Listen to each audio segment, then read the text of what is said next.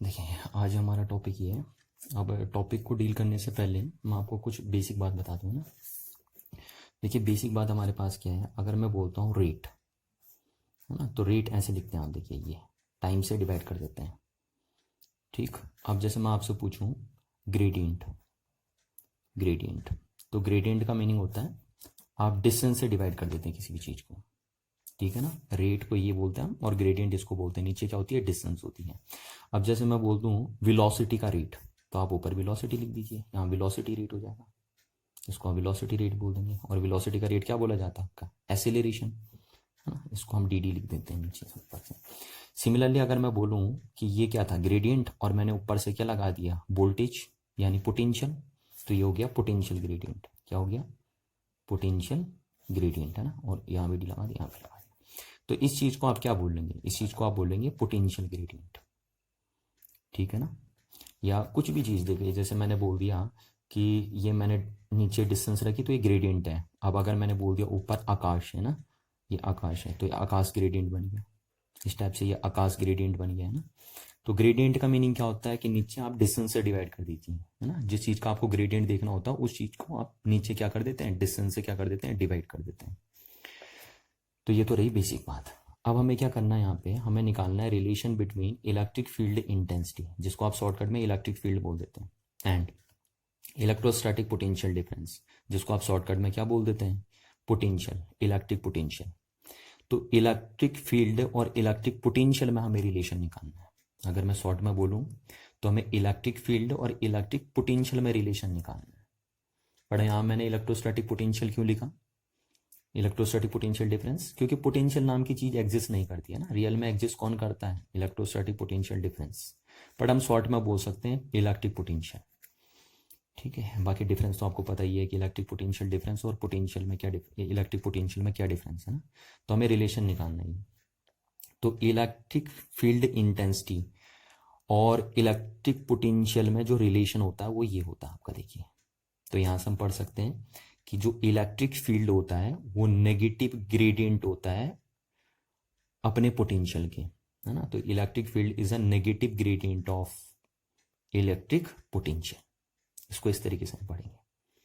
ठीक। अब हम इसे प्रूफ करेंगे। अभी मैंने आपको क्या बोला था कि पोटेंशियल का ग्रेडियंट है ना, क्योंकि ऊपर पोटेंशियल है और नीचे डिस्टेंस है। और किसी भी चीज को अगर आप डिस्टेंस से डिवाइड कर देते हैं तो वो ग्रेडियंट बन जाता है, और क्योंकि ऊपर पोटेंशियल है तो इसलिए पोटेंशियल ग्रेडियंट है। तो पोटेंशियल का जो ग्रेडियंट होता है वो इलेक्ट्रिक फील्ड होता है, और पोटेंशियल का नेगेटिव ग्रेडियंट क्या होता है, इलेक्ट्रिक फील्ड होता है। ठीक। अभी इस चीज को हम देख लेंगे। अच्छा, क्वेश्चन ये पेपर में इस तरीके से बन के आता है, so that electric field is given by negative gradient of electric potential. वही चीज हम बोल रहे हैं कि इलेक्ट्रिक, हमें अब ये शो करना है कि इलेक्ट्रिक फील्ड जो होता है नेगेटिव ग्रेडियंट होता है इलेक्ट्रिक पोटेंशियल का। उसके बाद कह रहा है does the negative sign indicate in this expression, है ना। What does the negative sign indicate in this expression. तो ये नेगेटिव साइन इस एक्सप्रेशन में क्या इंडिकेट करेगा वो भी हमें बताना है। तो ठीक है, ये हम लेके चलते हैं। इसको हम सोल्यूशन ही मान लेते हैं कि हम कैसे इसका सोल्यूशन करेंगे। देखिए क्या है, आपको इलेक्ट्रिक फील्ड और पोटेंशियल डिफरेंस में रिलेशन निकालना है। तो सबसे पहले आपको चाहिए एक इलेक्ट्रिक फील्ड। ठीक। अब इलेक्ट्रिक फील्ड आपको चाहिए, क्योंकि तभी आप रिलेशन बना पाएंगे ना। पहले आपको इलेक्ट्रिक फील्ड बनाना पड़ेगा। तो इलेक्ट्रिक फील्ड अब आपके दो तरीके से होते हैं, एक होता है यूनिफॉर्म और एक होता है नॉन यूनिफॉर्म। तो मैं क्या करता हूँ, नॉन यूनिफॉर्म लेके चलता हूँ ना, क्योंकि जो डेरिवेशन नॉन यूनिफॉर्म के लिए वैलिड होते हैं उन्हें आप यूनिफॉर्म में अप्लाई कर सकते हैं सीधे। पर जो यूनिफॉर्म के लिए वैलिड होते हैं उनको आप डायरेक्ट नॉन यूनिफॉर्म में अप्लाइड नहीं कर सकते। इसलिए मैं जो यहाँ पे एक्सप्रेशन कर रहा हूँ, मैं जो इलेक्ट्रिक फील्ड ले रहा हूँ वो नॉन यूनिफॉर्म इलेक्ट्रिक फील्ड ले रहा हूँ। क्यों, ताकि आप इसको यूनिफॉर्म में भी अगर अप्लाई कर देंगे तो आपको कोई दिक्कत नहीं आएगी। अदरवाइज अगर मैं यूनिफॉर्म के लिए करूंगा तो आप अगर उसे नॉन यूनिफॉर्म के लिए अप्लाई करेंगे तो आपको थोड़ा सा कसमकस करनी पड़ेगी। तो इसलिए हम कसमकस कर ही ना पाए, करनी ही ना पड़े हमें। इसलिए मैं क्या कर रहा हूँ आपका, कि जो ये रिलेशन प्रूफ कर रहा हूँ उसमें इलेक्ट्रिक फील्ड नॉन यूनिफॉर्म ले रहा हूँ। अच्छा, अब मेरे को कोई एक ऐसी चीज बताइए कि जिसका इलेक्ट्रिक फील्ड नॉन यूनिफॉर्म हो और उसके इलेक्ट्रिक फील्ड को काफी अच्छे ढंग से आप जानते हो, वेल नो, वाकिफ हो आप उसके इलेक्ट्रिक फील्ड से। तो वो है एक पॉइंट चार्ज का बना हुआ इलेक्ट्रिक फील्ड। देखिए, ये एक पॉइंट चार्ज है जिसको मैंने ओ से ओरिजिन पे रख दिया, क्यू। तो ये मेरे पास पॉइंट चार्ज है। अब इसका बना हुआ इलेक्ट्रिक फील्ड हमें पता होता है, वेल नोन होता है हमारे, हमको पता है कि एक पॉइंट चार्ज कितना इलेक्ट्रिक फील्ड बनाता है, 1/4 pi epsilon naught q upon r square electric field बनाता है। तो क्योंकि एक पॉइंट चार्ज का बना हुआ इलेक्ट्रिक फील्ड हमें वेल नोन होता है, इसलिए मैंने यहाँ पे जो इलेक्ट्रिक फील्ड बनाया वो एक पॉइंट चार्ज का बना दिया, एक पॉइंट चार्ज लेके बना दिया। और क्यों लिया हमने इसका पॉइंट चार्ज, क्यों लिया? क्योंकि हमें इलेक्ट्रिक फील्ड बनाना था, तभी तो हम रिलेशन निकाल पाएंगे। तो ये ले लिया मैंने पॉइंट चार्ज। अच्छा, अब इस पॉइंट चार्ज का जो बना हुआ इलेक्ट्रिक फील्ड होता है वो नॉन यूनिफॉर्म होता है, आपको पता है ना। डिस्टेंस के साथ वो वेरी करते रहता है, जैसे जैसे आप डिस्टेंस चेंज करते रहोगे वैसे वैसे वो क्या करते रहेगा, पॉइंट चार्ज का बना हुआ इलेक्ट्रिक फील्ड क्या करते रहेगा, वेरी करते रहेगा। तो ठीक है, तो अब ये पूरा इलेक्ट्रिक फील्ड बन गया इसका, ये पूरा पॉइंट चार्ज का बना हुआ इलेक्ट्रिक फील्ड है। अब इस इलेक्ट्रिक फील्ड में मैं कोई 2 पॉइंट कंसीडर कर लेता हूँ। इस इलेक्ट्रिक फील्ड के अंदर कोई 2 पॉइंट मैंने कंसीडर कर दिए। सपोज ये पॉइंट बी है और ये पॉइंट क्या है, ए, और ये दोनों पॉइंट बहुत नज़दीक है। ठीक है, तो ये दोनों पॉइंट इलेक्ट्रिक फील्ड के और बहुत ही नज़दीक आपस में। तो पहले मैं इस बात को लिख लेता हूँ कि कंसीडर अ चार्ज, और कौन सा चार्ज आपके पास है, point charge, q kept at, कहाँ पे रखा आपने, origin, kept at origin, kept at origin O. ठीक, अब लेट अस कंसीडर, अब मैं 2 पॉइंट ले लेता हूँ कोई इलेक्ट्रिक फील्ड के। मैंने 2 पॉइंट क्यों लिए, है ना, क्योंकि आपको पोटेंशियल डिफरेंस डिफाइन करना है। तो इलेक्ट्रिक फील्ड में पोटेंशियल डिफरेंस 2 पॉइंट्स के बीच डिफाइंड होता है हमेशा, क्योंकि डिफरेंस 2 पॉइंट का कंसेप्ट होता है। तो और ये दोनों पॉइंट कहाँ होनी चाहिए, इलेक्ट्रिक फील्ड के अंदर होनी चाहिए, इसलिए मैंने इलेक्ट्रिक फील्ड के 2 पॉइंट लिए, क्योंकि मेरे को पोटेंशियल डिफरेंस भी चाहिए इस रिलेशन में। तो हमने ले लिया, let us consider 2 points A and B, A and B with small separation, with small separation in electric field, in electric field। Electric field में 2 पॉइंट ले लिए मैंने, ए एंड बी, और इन दोनों के बीच में जो सेपरेशन है वो बहुत ही स्मॉल है। ठीक, सपोज इस सेपरेशन को मैं मान लेता हूँ कितना, जो ये स्मॉल सेपरेशन इसको हमने मान लिया डी आर है। कितना है सेपरेशन, डी आर हमने इसे मान लिया। किधर डी आर है, ओरिजिन हमारा यहाँ है, ठीक है ना, यहाँ पे ओरिजिन है। अच्छा, अब हमें चाहिए इलेक्ट्रिक फील्ड और पोटेंशियल डिफरेंस के बीच में रिलेशन। तो पहले देखिए 2 पॉइंट्स के बीच पोटेंशियल डिफरेंस कैसे डिफाइंड होता है ना। सपोज इन दोनों पॉइंट्स के बीच जो पोटेंशियल डिफरेंस होगा वो कैसे डिफाइंड होगा, तो हम बोलेंगे कि जो वर्क डन होता है, work done by an external agent, work done by an external agent on per unit test charge, work done by an external agent on per unit test charge to bring it from point A to B in the electric field against the electrostatic force of repulsion without acceleration is known as potential difference between points B and A in the electric field। यही definition तो मैंने आपको बताई थी। Electric potential difference की definition क्या होती है कि the electric potential difference between 2 points B and A in the electric field is the amount of work done on a per unit test charge to bring it from point A to B in the electric field against the electrostatic force of repulsion without acceleration, है ना। तो इस तरीके से आप define करते हैं electrostatic potential difference between 2 points in the electric field. तो ये रहा आपका इलेक्ट्रोस्टैटिक पोटेंशियल डिफरेंस की डेफिनेशन, है ना, ये तो जी।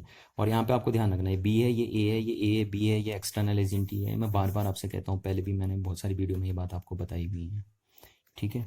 अच्छा, अब आप जरा देखिए तो कितना वर्क डन करना पड़ेगा। तो हमें पोटेंशियल डिफरेंस डिफाइन करने के लिए पहले वर्क डन निकालना पड़ेगा, और किस पे हमें ये वर्क डन करना है, यूनिट टेस्ट चार्ज पे वर्क डन करना है।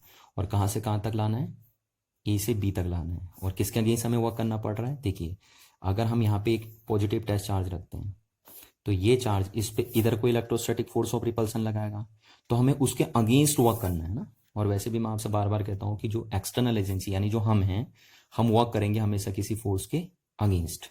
तो इलेक्ट्रोस्टैटिक फोर्स ऑफ रिपल्सन इधर लग रहा है और हमें उसके अगेंस्ट वर्क करना है इधर को।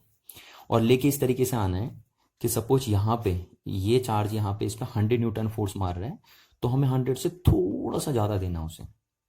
करेक्ट 100 नहीं देना है, 100 से थोड़ा सा ज़्यादा देना है। भले हम लिखते समय बोलेंगे कि हमने 100 ही दिया, पर आपको प्रैक्टिकली 100 से ज़्यादा देना है, क्योंकि अगर आप करेक्ट 100 देंगे तो वो चार्ज यहीं पे रहेगा, इधर नहीं आ पाएगा, ठीक। और अगर आप 100 से थोड़ा सा ज़्यादा देते हैं तो ये चार्ज स्मॉल स्मॉल तरीके से मूव करके यहाँ तक पहुँच जाएगा।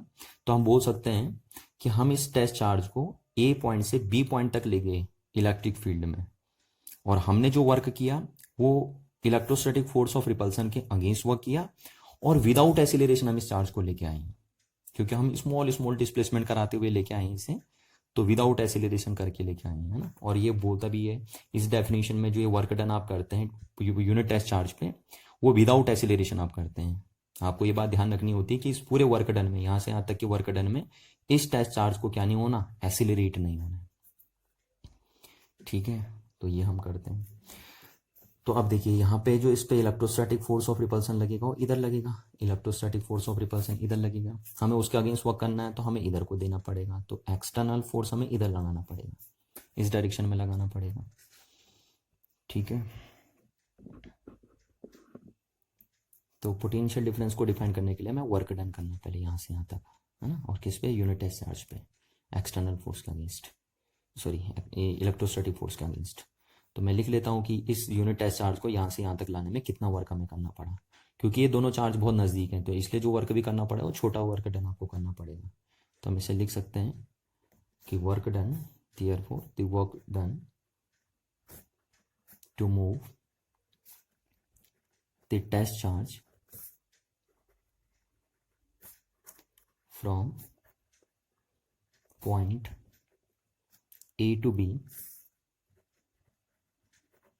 through a distance, कितनी डिस्टेंस लेके आए, dr तो कितना हो जाएगा, देखिए, तो स्मॉल वर्क डन किया आपने, कहाँ से कहाँ तक आपने वर्क डन किया, ए से बी तक किया, और ये वर्क डन बाय क्या है, एक्सटर्नल एजेंट है, तो इज इक्वल टू क्या होगा, force by external agent into displacement.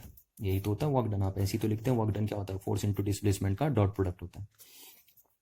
अच्छा, अब ये खुलेगा, है ना, तो इसको हम लिख लेते हैं कि देखिए इस पे यहाँ पे कितना फोर्स लगेगा ना, इस पॉइंट पे कितना फोर्स लगेगा। तो आपको पता है कि चार्ज पार्टिकल पे फोर्स कितना लगता है, अगर यहाँ पे सपोज इलेक्ट्रिक फील्ड की इंटेंसिटी ई है तो इस पॉइंट पे फोर्स कितना लगेगा, तो ई इक्वल होता है F upon plus Q not, है ना। अगर यहाँ पे सपोज इलेक्ट्रिक फील्ड की वैल्यू कितनी है, ई है। अच्छा, हम यहाँ फोर्स को इलेक्ट्रिक फील्ड के टर्म्स में क्यों लिख रहे हैं, क्योंकि हमें इलेक्ट्रिक फील्ड के साथ रिलेशन देखना है ना, तो इसलिए हम लिख रहे हैं यहाँ पे फोर्स को इलेक्ट्रिक फील्ड के टर्म्स में एक्सप्रेस कर रहे हैं।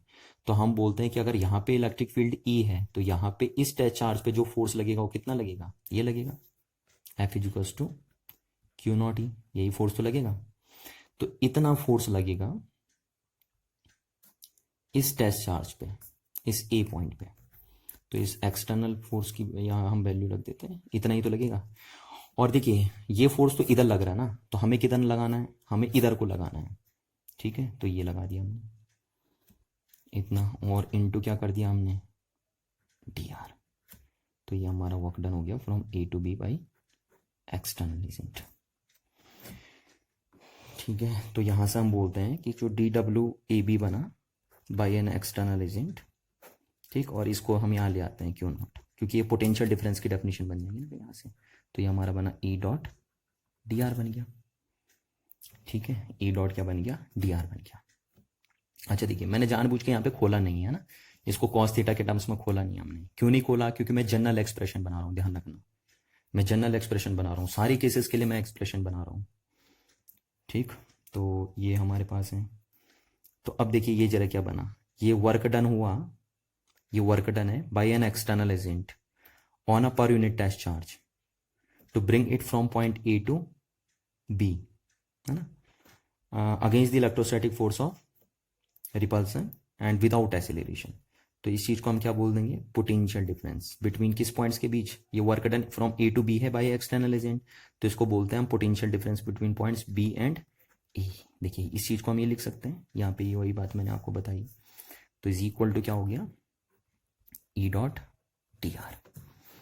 ठीक है, तो इस चीज को हम क्या लिख सकते हैं, हम इसको डेल्टा भी लिख सकते हैं ना, डी वी, सॉरी क्या लिख सकते हैं इसे, डी वी, क्योंकि ये डी है तो इसको हमने डी वी लिख दिया, तो डी वी इक्वल टू क्या हो गया आपका, ई डॉट डी आर हो गया आपका। तो ये रिलेशन आपको मिल गया। ठीक है ना, द मोस्ट इंपॉर्टेंट रिलेशन है, आपको ये रिलेशन याद रखना है। ठीक है, और एक कॉमन रिलेशन है, जनरल सिचुएशन में देखिए क्या है, यहाँ पे तो क्या हो रहा है ना कि इलेक्ट्रिक फील्ड और डिस्प्लेसमेंट वेक्टर क्या आ रहे हैं, इलेक्ट्रिक फील्ड और डिस्प्लेसमेंट वेक्टर इसी लाइन में है दोनों के दोनों। जो इलेक्ट्रिक फील्ड, ये जो फील्ड है वो भी इसी डायरेक्शन में, मतलब इसी लाइन में है, और डिस्प्लेसमेंट भी इसी लाइन में है। तो इसलिए आपका क्या हो रहा है, यहाँ पे हम इसको खोल नहीं रहे हैं, क्योंकि ये केस फिर एक पर्टिकुलर केस बन जाएगा। हम इसको जनरलाइज करके करेंगे। जरूरी नहीं है हर बार कि इलेक्ट्रिक फील्ड और डिस्प्लेसमेंट सेम डायरेक्शन में आ जाए, है ना, एक ही लाइन में आए। जैसे यहाँ पे तो क्या है, देखो इलेक्ट्रिक फील्ड भी इसी लाइन में आ रहा है और डिस्प्लेसमेंट वेक्टर भी इसी लाइन में आ रहा है। पर हर बार सिचुएशन ये नहीं होगी, जरूरी नहीं है कि हर बार इलेक्ट्रिक फील्ड और डिस्प्लेसमेंट वेक्टर एक ही लाइन में आए। तो इसलिए हम क्या कर रहे हैं, हम इस एक्सप्रेशन को खोल नहीं रहे अभी cos थीटा की टर्म्स में, बंद करके रखते हैं। क्योंकि अगर हम बंद करके रखते हैं तो फिर ये एक्सप्रेशन कॉमन एक्सप्रेशन बोला जाएगा, ठीक है ना। और अगर आप इसे खोल देंगे तो फिर ये एक्सप्रेशन सिर्फ उस केस के लिए बन जाएगा जिस केस में इलेक्ट्रिक फील्ड और डिस्प्लेसमेंट एक ही लाइन में चल रहे होंगे, एक ही लाइन में होगा, उसी लाइन में इलेक्ट्रिक फील्ड भी होगा और उसी लाइन के अलॉन्ग क्या होगा, डिस्प्लेसमेंट भी हो रहा होगा। तो इसलिए मैंने खोला नहीं है, क्योंकि हम इसे जनरल बना देंगे। अब ये जनरल केस है, ये चाहे इलेक्ट्रिक फील्ड और डिस्प्लेसमेंट वेक्टर एक ही डायरेक्शन में हो तब भी काम करेगा, और इलेक्ट्रिक फील्ड और डिस्प्लेसमेंट वेक्टर अलग अलग लाइनों में लग रहे हो, जैसे इलेक्ट्रिक फील्ड इस लाइन में जा रहा है और डिस्प्लेसमेंट इस लाइन में हो रहा है, तो तब भी ये एक्सप्रेशन आपका काम करेगा। इसलिए मैंने इसे जनरलाइज फॉर्म में लिखा है ना। आपको गलती नहीं करनी है, आपको यहाँ खोलना नहीं है पहले से। हम उसे खोलेंगे अभी, पर कह रहा हूँ अगर आप इसे खोल के cos थीटा के टर्म्स में लिख देंगे तो फिर वो एक्सप्रेशन सिर्फ तब के लिए बन जाएगा जब इलेक्ट्रिक फील्ड और डिस्प्लेसमेंट वेक्टर एक ही लाइन में आ रहे हो। देखिए जैसे इस केस में इलेक्ट्रिक फील्ड भी इसी लाइन में और डिस्प्लेसमेंट वेक्टर भी इसी लाइन में, तो तब वो एक्सप्रेशन एक पर्टिकुलर केस के लिए बन जाएगा। पर ये एक्सप्रेशन एक जनरल बेस है, यानी ये एक्सप्रेशन तब भी काम कर रहा है जब इलेक्ट्रिक फील्ड और डिस्प्लेसमेंट वेक्टर एक ही लाइन में लग रहे हो, ये एक ही लाइन में हो। और ये एक्सप्रेशन तब भी काम करेगा जब इलेक्ट्रिक फील्ड और डिस्प्लेसमेंट वेक्टर अलग अलग डायरेक्शन में हो, अलग अलग लाइन में लग रहे हो। जैसे इस लाइन के अलॉन्ग कौन है इलेक्ट्रिक फील्ड और इस लाइन के अलॉन्ग कौन है डिस्प्लेसमेंट वेक्टर, तब भी ये काम कर जाएगा आपका। तो इसलिए आपको ये एक्सप्रेशन याद रखना है, ठीक है। कॉमन एक्सप्रेशन अगर मैं कभी भी बोलूं कि भैया कॉमन तरीके से मेरे को बताइए कि इलेक्ट्रिक फील्ड और पोटेंशियल डिफरेंस, देखिए अब ये पोटेंशियल नहीं है, क्या है, potential difference between these 2 points. तो इलेक्ट्रिक फील्ड और पोटेंशियल डिफरेंस में रिलेशन बताइए, तो आप मेरे को ये रिलेशन बताएंगे, कॉमन रिलेशन, है ना, कोई स्पेशल रिलेशन नहीं पूछ रहा हूँ मैं, कॉमन रिलेशन पूछ रहा हूँ। तो आप मेरे को हमेशा कॉमन में ये आंसर देंगे। देखिए ध्यान रखना, गलती नहीं करनी है आपको। क्या बोल रहा हूँ मैं, कि जब भी मैं आपसे पूछूं कि इलेक्ट्रिक फील्ड और पोटेंशियल डिफरेंस में क्या रिलेशन है कॉमन, तो आप ये आंसर देंगे। मैं चाहे कॉमन बोलूँ ना बोलूँ, आपको ये रिलेशन याद रखना, ये रिलेशन बताना मेरे को। अच्छा अब आइए इसको इस केस में पर्टिकुलर बना देते हैं। तो पर्टिकुलर केस के लिए क्या हो गया, देखिए इसी एक्सप्रेशन को मैं आगे बढ़ा रहा हूँ। यहाँ पे मैंने एक्सप्रेशन कर दिया था ना, तो ये क्वेश्चन नंबर हो गई हमारी फर्स्ट, ठीक है। क्वेश्चन नंबर क्या बन गई, फर्स्ट। अब इसी एक्सप्रेशन को आगे बढ़ा रहा हूँ। तो डी बी इजिकल्स टू हमारा हो गया, कितना हो गया, डी बी इजिकल्स टू। तो ये तो हमारा जनरल केस हो गया। अब हम क्या करेंगे, इसे पर्टिकुलर केस में कन्वर्ट करेंगे, यानी सिर्फ इस केस के लिए बनाएंगे हम, है ना। इस केस के लिए मतलब जिस केस में हमारा क्या है, इलेक्ट्रिक फील्ड और डिस्प्लेसमेंट एक ही लाइन में काम कर रहे हो तब। तो ये तो हमारा जनरल केस हो गया। ध्यान रखना आपको कि ये चीज़ आपकी तब काम करेगी चाहे इलेक्ट्रिक फील्ड इस लाइन में हो और डिस्प्लेसमेंट इस लाइन में हो रहा हो, या इलेक्ट्रिक फील्ड इस लाइन में हो और डिस्प्लेसमेंट ऐसे लग रहा हो आपका डिस्प्लेसमेंट, तो तब ये सब केस में काम करेगा। ये आपका जनरल केस हो गया। पर अब हम इसे पर्टिकुलर सिचुएशन में कन्वर्ट कर देते हैं। पर्टिकुलर जैसे यहाँ पे हो रहा है, देखिए यहाँ पे क्या है, इलेक्ट्रिक फील्ड भी इसी लाइन में है और डिस्प्लेसमेंट भी इसी लाइन में है। तो हम कैसे कन्वर्ट करेंगे इसे, तो देखिए हमारे पास यहाँ था, यहाँ से स्टार्ट करते हैं हम, ये लिया था हमने, है ना। तो इसको मैं यहाँ लिख देता हूँ, work done from A to B by an external agent कितना था आपका, work done by an A to B external agent कितना था, F external into D R vector था आपका, है ना, F external into D R vector. तो यहाँ से आप इसे बोल लें कि W from A to B, ये ध्यान रखना बाई एन एक्सटर्नल एजेंट है, बार बार लिखने की इसको जरूरत नहीं है मेरे को। तो एफ एक्सटर्नल हमने लिखा और इसको खोल दिया। अब मैं अगर इसे खोल दे रहा हूँ तो ये सिर्फ पर्टिकुलर सिचुएशन के लिए बन जाएगा यहाँ पे, है ना, सिर्फ इसी सिचुएशन में काम आएगा अभी। और ये सिचुएशन हम कौन सी कर रहे हैं यहाँ पे, ये सिचुएशन हमारी है जब इलेक्ट्रिक फील्ड और डिस्प्लेसमेंट वेक्टर एक ही लाइन में काम कर रहे हो, पर ये तो सबके लिए था। तो ये दे बन गया थीटा, वेयर थीटा किसके बीच का एंगल है, एक्सटर्नल फोर्स और डिस्प्लेसमेंट वेक्टर के बीच का एंगल है। तो जरा देखिए कितना एंगल है दोनों के बीच में ना। डिस्प्लेसमेंट ये है, देखिए ये इस डायरेक्शन में डिस्प्लेस हो रहा है और एक्सटर्नल फोर्स भी इस डायरेक्शन में है। तो थीटा कितना हो गया, 0 डिग्री। नहीं, देखिए गलती नहीं करनी है आपको, 0 डिग्री नहीं हुआ ना। देखिए डिस्प्लेसमेंट भले इधर हो रहा है, एक्सटर्नल फोर्स भी आपका इधर लग रहा है, पर आप देखो ना, आप डिस्प्लेस ओरिजिन यहाँ पे मान के जा चुके हो आप पहले ही। तो आप तो फोर्स उधर लगा रहे हो जिधर डिस्प्लेसमेंट डिक्रीज हो रहा है ना। इस डायरेक्शन में तो डिस्प्लेसमेंट क्या हो रहा है, डिक्रीज हो रहा है, क्योंकि ओरिजिन ये है आपका। तो इधर को डिस्प्लेसमेंट क्या होगा, इंक्रीज, डिस्टेंस इंक्रीज होगी, इधर को डिस्टेंस डिक्रीज होगी। तो आप एक्सटर्नल फोर्स डिस्प्लेसमेंट की डिक्रीजिंग डायरेक्शन में लगा रहे हो, इसलिए आपका थीटा कितना हो गया, 0 डिग्री हो गया, सॉरी 180 डिग्री हो गया। हुआ नहीं हुआ? देखिए 0 डिग्री नहीं मानना आपको, एक्सटर्नल फोर्स इधर है, डिस्प्लेसमेंट वेक्टर भी इधर ही है। पढ़ के रहा हूँ, जो डिस्प्लेसमेंट वेक्टर है वो डिक्रीज हो रहा है, यानी एक्सटर्नल फोर्स डिस्प्लेसमेंट वेक्टर की डिक्रीजिंग डायरेक्शन में है, तो इसलिए थीटा कितना हो गया आपका, 180 डिग्री हो गया।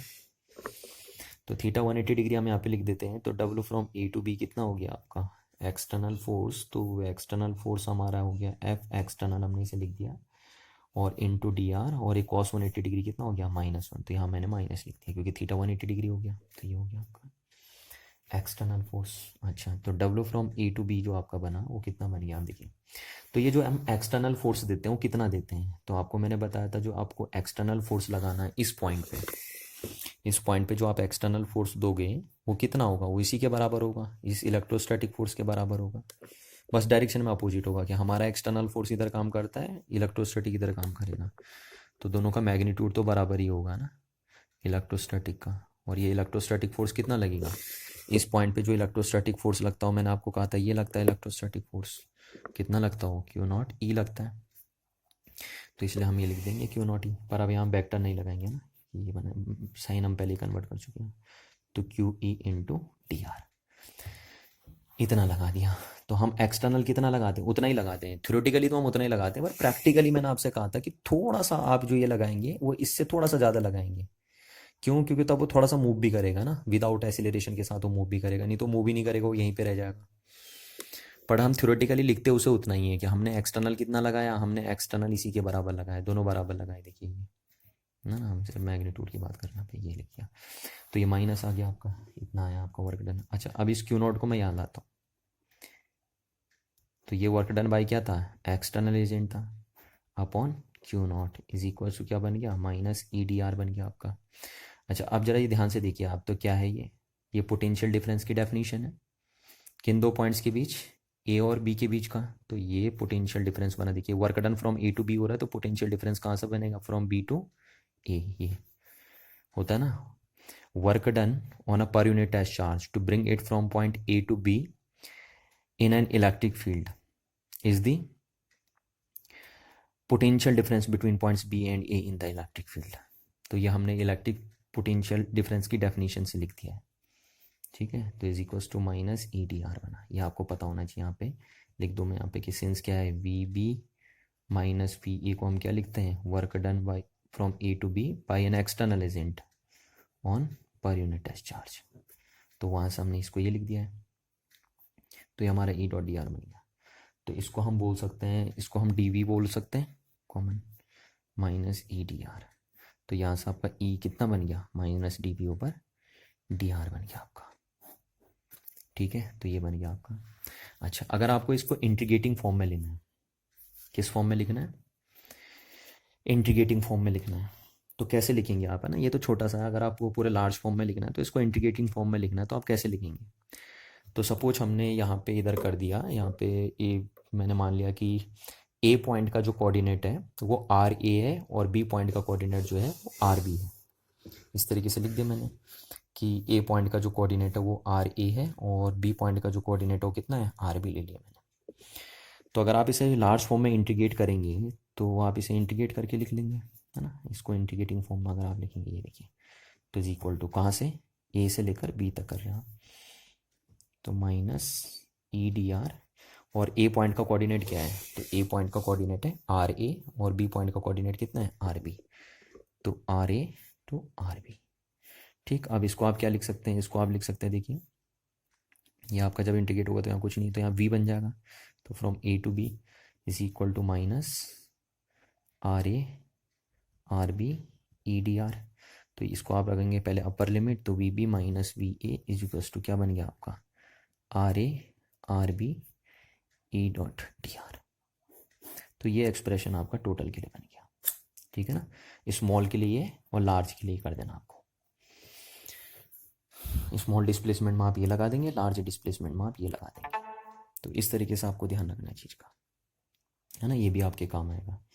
अच्छा, इसी को हम वर्क डन के फॉर्म में अगर लिखें तो कैसे लिखेंगे हम? वर्क डन के फॉर्म में अगर हम लिखेंगे तो देखिए हम ऐसे लिख सकते हैं, इसे वर्क डन के फॉर्म में। आपको पता है इसको हम कैसे लिख लेंगे? वर्क डन फ्रॉम कहाँ से हो रहा है ये? वर्क डन फ्रॉम होगा ए टू बी, क्योंकि potential difference B to A के बीच में, तो work done by an external agent क्या होगा? फ्रॉम ए टू बी होगा on per unit test charge. तो is minus integration from are A to are B और ए डी आर। मैं ये एक्सप्रेशन इसलिए लिख रहा हूँ क्योंकि काम आता है आपको बहुत बार, है ना, अदरवाइज कोई वो नहीं है। तो ये external agent is equals to क्या हो जाएगा, क्यू नॉट उधर चली गया, तो from are A to are B, और ये क्या हो गया आपका, Q not E into D are.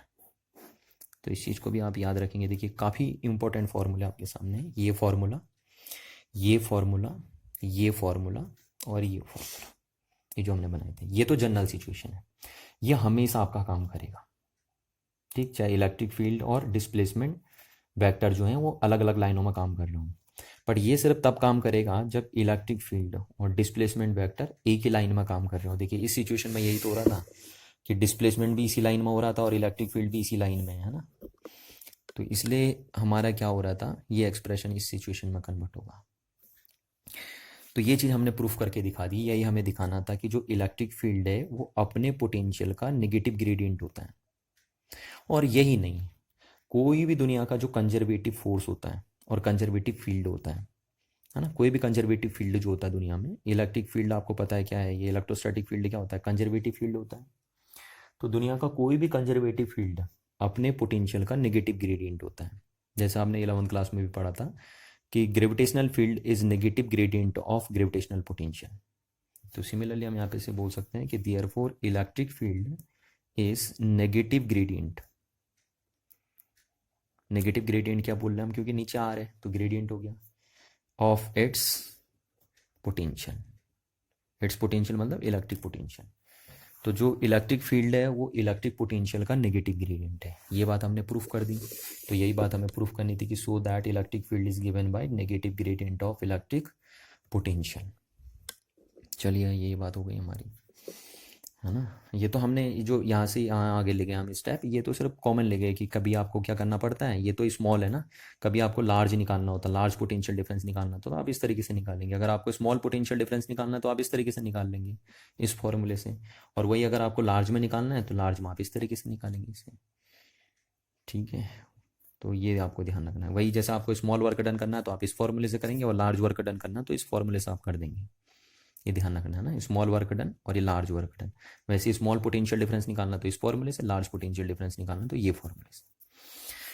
अच्छा, अब हमें एक चीज़ और बतानी थी इसमें, हमें बतानी थी कि what does the negative sign indicate in this expression. इस एक्सप्रेशन में जो नेगेटिव साइन दिख रहा है वो क्या दिखा रहा है आपको।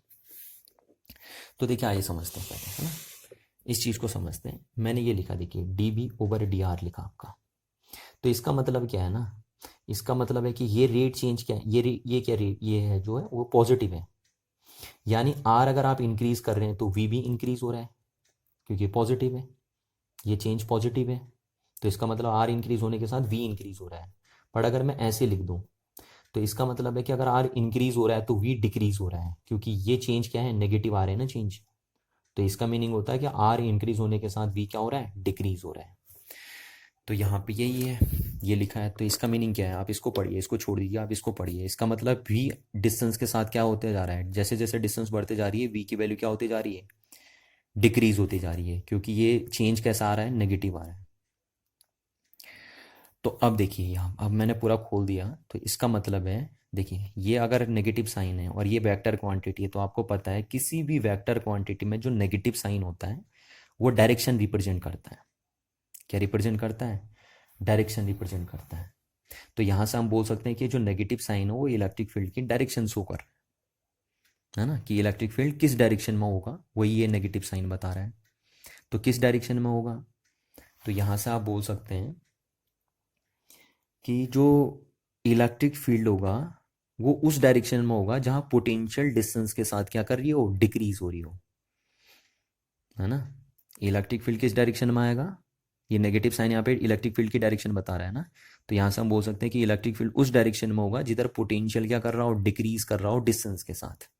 तो यहाँ पे देखिए देखिए पोटेंशियल किधर को डिक्रीज कर रहा है, डिस्टेंस के साथ, डिस्टेंस इधर बढ़ रही है और इधर को पोटेंशियल डिक्रीज कर रहा है, देखो क्योंकि यहाँ पे हाई पोटेंशियल है और यहाँ पे क्या है, लो पोटेंशियल, है ना। ये पॉइंट नज़दीक है, देखिए ये पॉइंट सोर्स चार्ज से नज़दीक है तो यहाँ पे पोटेंशियल ज़्यादा होगा, ये पॉइंट सोर्स चार्ज से दूर है तो यहाँ पे पोटेंशियल कम होगा। तो इसलिए डिस्टेंस बढ़ने के साथ पोटेंशियल क्या कर रही है, डिक्रीज कर रही है। तो जिधर को पोटेंशियल डिक्रीज करेगा डिस्टेंस के साथ वही डायरेक्शन होगी इलेक्ट्रिक फील्ड की, यही बता रहा है ये रिलेशन, कि जिधर पोटेंशियल डिक्रीज करेगा डिस्टेंस के साथ वही डायरेक्शन आएगी इलेक्ट्रिक फील्ड की। तो यहाँ पे देखिए पोटेंशियल इधर को डिक्रीज कर रहा है डिस्टेंस के साथ, इसलिए इलेक्ट्रिक फील्ड की डायरेक्शन क्या होगी, ये होगी, है ना। तो इसलिए इलेक्ट्रिक फील्ड की डायरेक्शन ये आ रही है।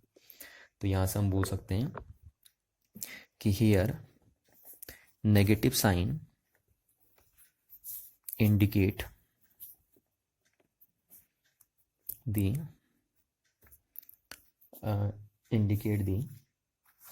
electric field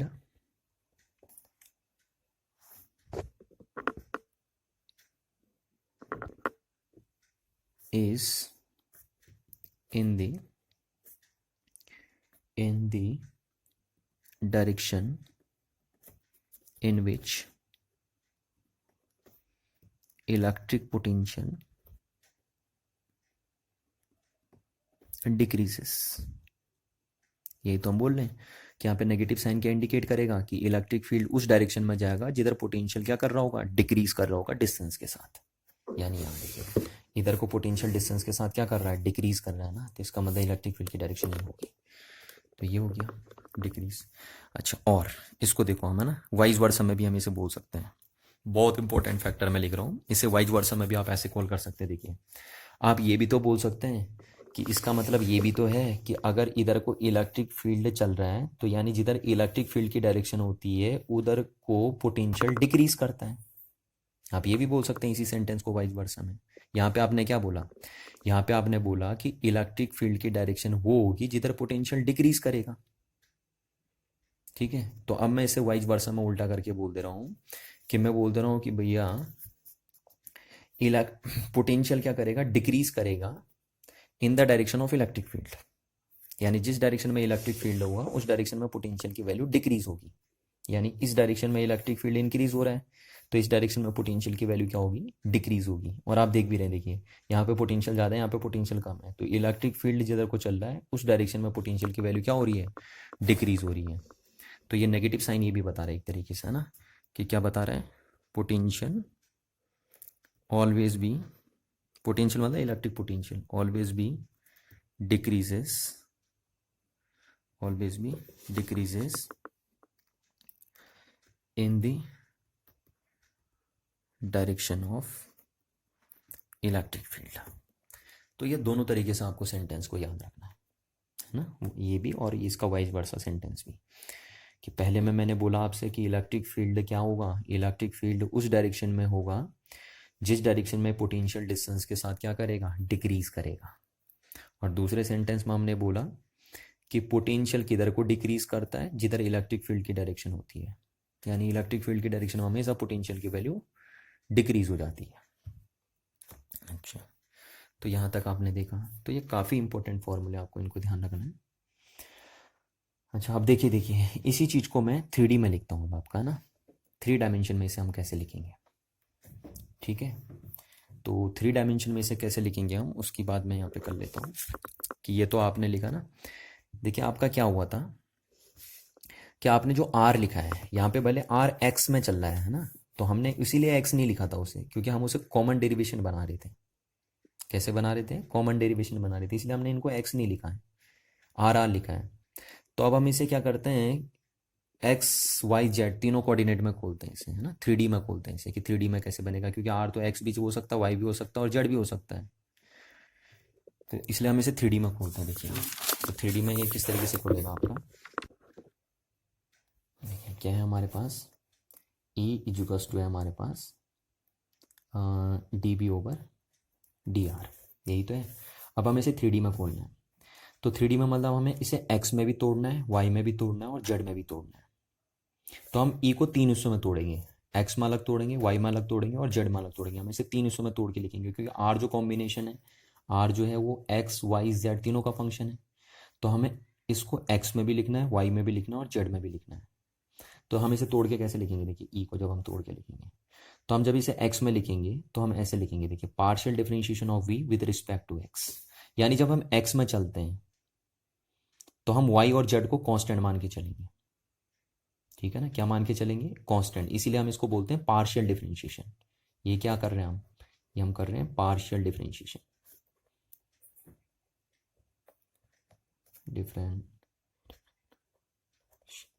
पार्शियल डिफरेंशिएशन हो रहा है। तो जब आप पार्शियल डिफरेंशिएशन करते हैं, जैसे देखिए तुमने v का पार्शियल डिफरेंशिएशन कर दिया किसके रिस्पेक्ट में, x के, तो उस टाइम आप y और z को कांस्टेंट मान के चलते हैं, है ना। आप सिर्फ x की बात कर रहे हैं यहाँ पे बस, जबकि ये तो एग्जैक्ट है ना, एग्जैक्ट है या टोटल है, टोटल में सब आ जाता है, एक्स वाई जेड तीनों आ जाते हैं। पर जब आप पार्शियल करते हैं तो आप देखो डी को डेल लिखते हैं, देखिए डी को डेल में हो गया, डी है एग्जैक्ट या टोटल डिफरेंशिएशन का फॉर्मूला, टोटल डिफरेंशिएशन का सिंबल, और जो डेल है वो है पार्शियल का, तो डेल लिखते हैं पार्शियल के लिए और डी लिखते हैं एग्जैक्ट या टोटल के लिए। तो ये तो एग्जैक्ट है कि आप तीनों में कर रहे हो। यहाँ पे क्या है, अब आप इसे तोड़ के लिख रहे हैं ना, क्योंकि हमें इसे 3D के लिए लिखना है, इन 3D हम बोल सकते हैं, इन 3 डायमेंशन। तो 3D में हम इसे x में अलग तोड़ेंगे, y में अलग तोड़ेंगे और z में अलग तोड़ेंगे। तो x में तोड़ने के लिए हमने इसको सिर्फ x के रिस्पेक्ट में डिफरेंशिएट किया, तो हम इसका पार्शियल डिफरेंशिएशन करेंगे इसलिए, है ना, क्योंकि हम सिर्फ x की बात कर रहे हैं तो हम पार्शियल करेंगे। तो जब आप पार्शियल डिफरेंशिएशन करते हो v का x के रिस्पेक्ट में, तो आप y z को कांस्टेंट मान के चलेंगे। ठीक है। अच्छा, अब एक बात बताइए, देखिए तो आप इलेक्ट्रिक फील्ड को x डायरेक्शन में आपको क्या देनी है, डायरेक्शन देनी है, तो आप आई कैप यूज़ कर लेंगे इसको डायरेक्शन देने के लिए, क्योंकि वेक्टर क्वांटिटी आपको पता है। ठीक है। अब आपको पता, आपने डिस्प्लेसमेंट किधर किया, x डायरेक्शन में, और इलेक्ट्रिक फील्ड भी किस डायरेक्शन में ला रहे हैं आप, x डायरेक्शन में। और मैंने क्या कहा कि इस एक्सप्रेशन में जब डिस्प्लेसमेंट वेक्टर और इलेक्ट्रिक फील्ड सेम डायरेक्शन में आ जाए तो आप माइनस भी लगा दीजिए, फिर तो आप माइनस भी लगा देंगे यहाँ पे। समझ में आ रही ना बात। पर ये काम आप सिर्फ तब कब करेंगे जब इलेक्ट्रिक फील्ड और डिस्प्लेसमेंट वेक्टर सेम डायरेक्शन में जा रहे हैं। तो अब यहाँ पे देखिए आप इलेक्ट्रिक फील्ड एक्स डायरेक्शन में ले जा रहे हैं और डिस्प्लेसमेंट भी आप एक्स डायरेक्शन में कर रहे हैं, इसलिए मैंने माइनस भी लगा दिया। अच्छा, वाई डायरेक्शन में आप क्या करेंगे, तो वाई डायरेक्शन में आप क्या लिखेंगे, प्लस, 3 हिस्सों में तोड़ेंगे ना इसे, एक्स में प्लस वाई में प्लस जेड में। तो अब वाई में क्या लिखेंगे, देखिए आप वाई में इसको पार्शियल डिफरेंशिएट करेंगे वी को, किसके रिस्पेक्ट में, वाई के रिस्पेक्ट में। तो वी का पार्शियल डिफरेंशिएशन कर रहे हैं आप वाई के रिस्पेक्ट में। तो जब आप v का पार्शियल डिफरेंशिएशन करेंगे y के रिस्पेक्ट में, तो आप x और z को कांस्टेंट मान के चलेंगे, है ना। अच्छा, अब ये किसको रिप्रेजेंट कर रहा है, ये इलेक्ट्रिक फील्ड को रिप्रेजेंट कर रहा है y डायरेक्शन में। तो y डायरेक्शन में रिप्रेजेंट करने के लिए आप यूनिट वेक्टर j कैप लगा देते हैं। ठीक, अब ये इलेक्ट्रिक फील्ड किस डायरेक्शन में जा रहा है, सिर्फ y डायरेक्शन में जा रहा है ना। और ये आपका डिस्प्लेसमेंट भी किस डायरेक्शन में हो रहा है, y, तो इसलिए मैंने आगे से माइनस लगा दिया। मैं आपसे बार बार ये चीज़ कह रहा हूँ कि जब डिस्प्लेसमेंट और इलेक्ट्रिक फील्ड एक ही लाइन में काम करें तो आप माइनस भी लगा दीजिए साथ में, प्लस तीसरी चीज़ जेड में लिखना है इसे। तो हम v का पार्शियल डिफरेंशिएशन करते हैं जेड के रिस्पेक्ट में, और जब हम v का पार्शियल डिफरेंशिएशन करेंगे जेड के रिस्पेक्ट में, तो उस टाइम हम x और y को कांस्टेंट मान के चलेंगे। ठीक है। अच्छा, अब जेड के रिस्पेक्ट में, तो ये चीज़ क्या रिप्रेजेंट कर रही है, इलेक्ट्रिक फील्ड को रिप्रेजेंट कर रही है जेड डायरेक्शन में। तो जेड डायरेक्शन में इलेक्ट्रिक फील्ड वेक्टर क्वांटिटी होगी, तो उस वेक्टर क्वांटिटी को डायरेक्शन देने के लिए हम यूनिट वेक्टर के कैप यूज़ कर लेते हैं। ठीक है। अब ये इलेक्ट्रिक फील्ड किस डायरेक्शन में आ गया, आपका जेड डायरेक्शन में आ गया, और डिस्प्लेसमेंट भी किधर है, जेड डायरेक्शन में। तो इसलिए मैंने आपसे कहा कि यहाँ आप माइनस भी लगा दीजिए, जब डिस्प्लेसमेंट और इलेक्ट्रिक फील्ड सेम डायरेक्शन में आ जाए या एक ही लाइन में आ जाए तो आप माइनस भी यहाँ पे यूज़ कर लेंगे।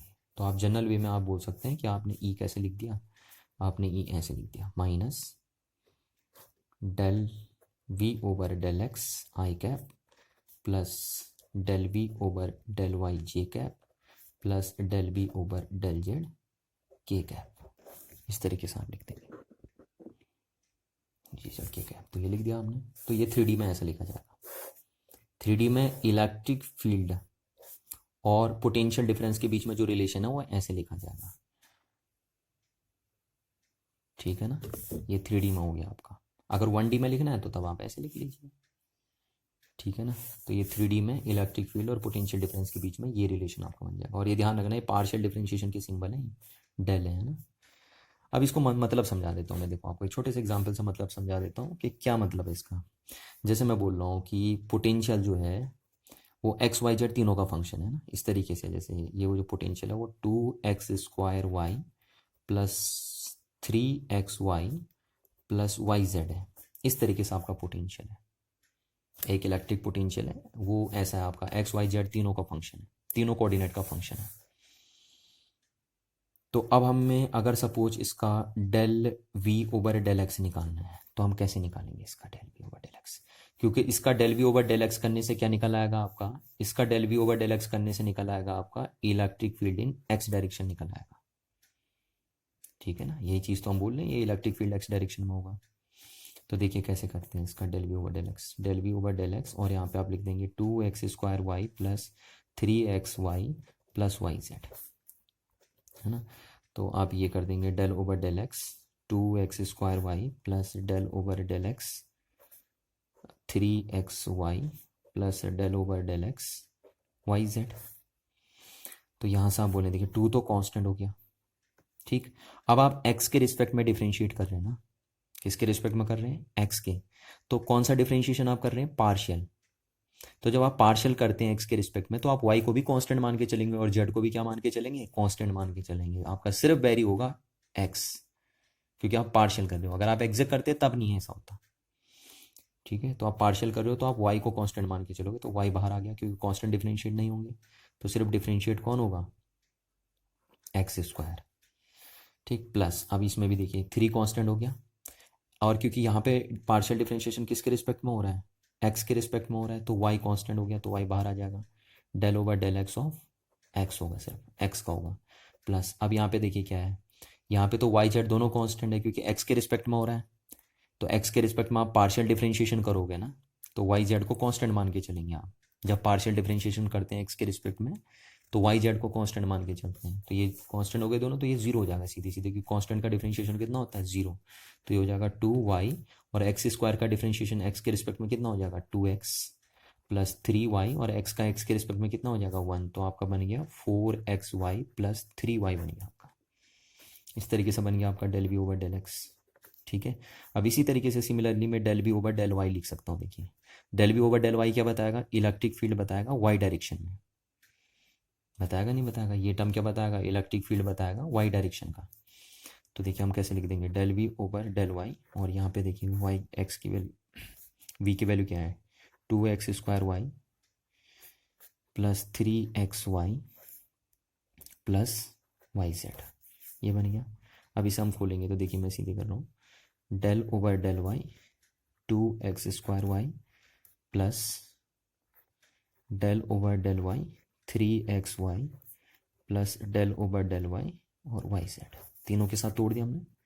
तो ये देखिए 2 बाहर आ जाएगा, x² भी यहाँ से बाहर आ जाएगा क्योंकि आप y के रिस्पेक्ट में डिफरेंशिएट कर रहे हैं ना। तो x को आप कांस्टेंट मान के चलेंगे, तो कांस्टेंट मान के चलेंगे तो बाहर आ गया। तो अब सिर्फ y का होगा y के रिस्पेक्ट में, प्लस अब देखिए यहाँ पे 3x कांस्टेंट आ जाएगा, क्यों, क्योंकि हम पार्शियल डिफरेंशिएशन कर रहे हैं y के रिस्पेक्ट में, तो हम x को कांस्टेंट मान के चलेंगे। डेल y ओवर डेल, ये हो गया आपका y का y के रिस्पेक्ट में, प्लस अब ये यहाँ पे क्या हो गया देखिए, आप y का कर रहे हो तो z को कांस्टेंट मान के चलोगे ना, y के रिस्पेक्ट में पार्शियल डिफरेंशिएशन हो रहा है तो z कांस्टेंट हो गया, और del y over del y। तो आपका कितना हो गया, 2x²y, ये डेल y से डेल y कैंसिल है, y का y के रिस्पेक्ट में 1 हो गया आपका, प्लस 3x, और डेल y कितना हो गया, 1 हो गया, प्लस ये z हो गया आपका, ये डेल y 1 हो गया। तो आपका हो गया 2x² plus 3x plus z हो गया आपका। तो ये D B over del Y हो गया। इसी तरीके से आप क्या निकाल सकते हैं, del B over del Z निकाल सकते हैं, है ना। इसी तरीके से आप क्या निकाल सकते हैं, del B over del Z calculate कर सकते हैं। तो ये इसका मतलब ये है, देखिए यहाँ पे मैंने ये बोला कि आपका जो इलेक्ट्रिक फील्ड है और पोटेंशियल डिफरेंस का जो रिलेशन है उसको 3D में ऐसा लिखा जाएगा ना, पार्शियल डिफरेंशिएशन के टर्म्स में लिखा जाता है। और पार्शियल डिफरेंशिएशन कैसे करते हैं मैंने आपको ये बता दिया कि अगर आप x के रिस्पेक्ट में पार्शियल डिफरेंशिएशन करते हैं तो y और z को कांस्टेंट मान के चलेंगे। जब आप y के रिस्पेक्ट में पार्शियल डिफरेंशिएशन करते हैं तो x z को कांस्टेंट मान के चलते हैं, और जब आप z के रिस्पेक्ट में करते हैं तो x और y वेरिएबल को कांस्टेंट मान के चलते हैं, है ना। तो इस टाइप से करते हैं पार्शियल डिफरेंशिएशन, तरीका सीखिए, है ना। ठीक है, देखिए तो हमने क्या देखा कि अगर हमारे पास ये अगर हमारे पास क्या रहता है, नॉन यूनिफॉर्म इलेक्ट्रिक फील्ड रहता है। क्यों यहाँ पे नॉन यूनिफॉर्म इलेक्ट्रिक फील्ड था, मैं बार बार आपसे कहूँ, क्योंकि पॉइंट चार्ज का बना हुआ इलेक्ट्रिक फील्ड था, और पॉइंट चार्ज का बना हुआ electric field non uniform electric field होता है, या वेरिएबल इलेक्ट्रिक फील्ड आप इसे बोल सकते हैं। तो वेरिएबल इलेक्ट्रिक फील्ड में अगर आपको इलेक्ट्रिक फील्ड और पोटेंशियल डिफरेंस के बीच में रिलेशन चाहिए था, तो आपने ये डेरिवेशन किया पूरा का पूरा, है ना। और आपने देखा कि वेरिएबल इलेक्ट्रिक फील्ड में, कहाँ पे, वेरिएबल इलेक्ट्रिक फील्ड में दो पॉइंट्स के बीच स्मॉल पोटेंशियल डिफरेंस इस तरीके से निकाला जाता है, और वेरिएबल इलेक्ट्रिक फील्ड में दो पॉइंट्स के बीच लार्ज पोटेंशियल डिफरेंस इस तरीके से कैलकुलेट करते हैं आप, है ना। ये दोनों फॉर्मूले आप याद रखिए। आपसे मैंने क्या कहा कि वेरिएबल इलेक्ट्रिक फील्ड या नॉन यूनिफॉर्म इलेक्ट्रिक फील्ड में दो पॉइंट्स के बीच अगर आपको स्मॉल पोटेंशियल डिफरेंस कैलकुलेट करना है तो आप इस फॉर्मूले से कैलकुलेट कर लेंगे। और अगर वेरिएबल इलेक्ट्रिक फील्ड में या नॉन यूनिफॉर्म इलेक्ट्रिक फील्ड में आपको दो पॉइंट्स के बीच लार्ज पोटेंशियल डिफरेंस कैलकुलेट करना है तो आप इस फॉर्मूले से लिख लेंगे ना। ये फॉर्मूला कहाँ से आया, इसी को इंटीग्रेट करके बनाया ये। तो ये फॉर्मूला बताता है कि वेरिएबल इलेक्ट्रिक फील्ड में लार्ज पोटेंशियल डिफरेंस दो पॉइंट्स के बीच कैसे देखा जाता है, और ये फॉर्मूला आपको बताता है कि वेरिएबल इलेक्ट्रिक फील्ड में दो पॉइंट्स के बीच स्मॉल पोटेंशियल डिफरेंस हम कैसे निकालते हैं। अच्छा, अब हम देख लेते हैं कि इलेक्ट्रिक फील्ड और पोटेंशियल डिफरेंस के बीच में क्या रिलेशन बनता है जब यूनिफॉर्म इलेक्ट्रिक फील्ड की बात होती है। तो यहाँ हम हेडिंग लिख लेंगे, रिलेशन बिटवीन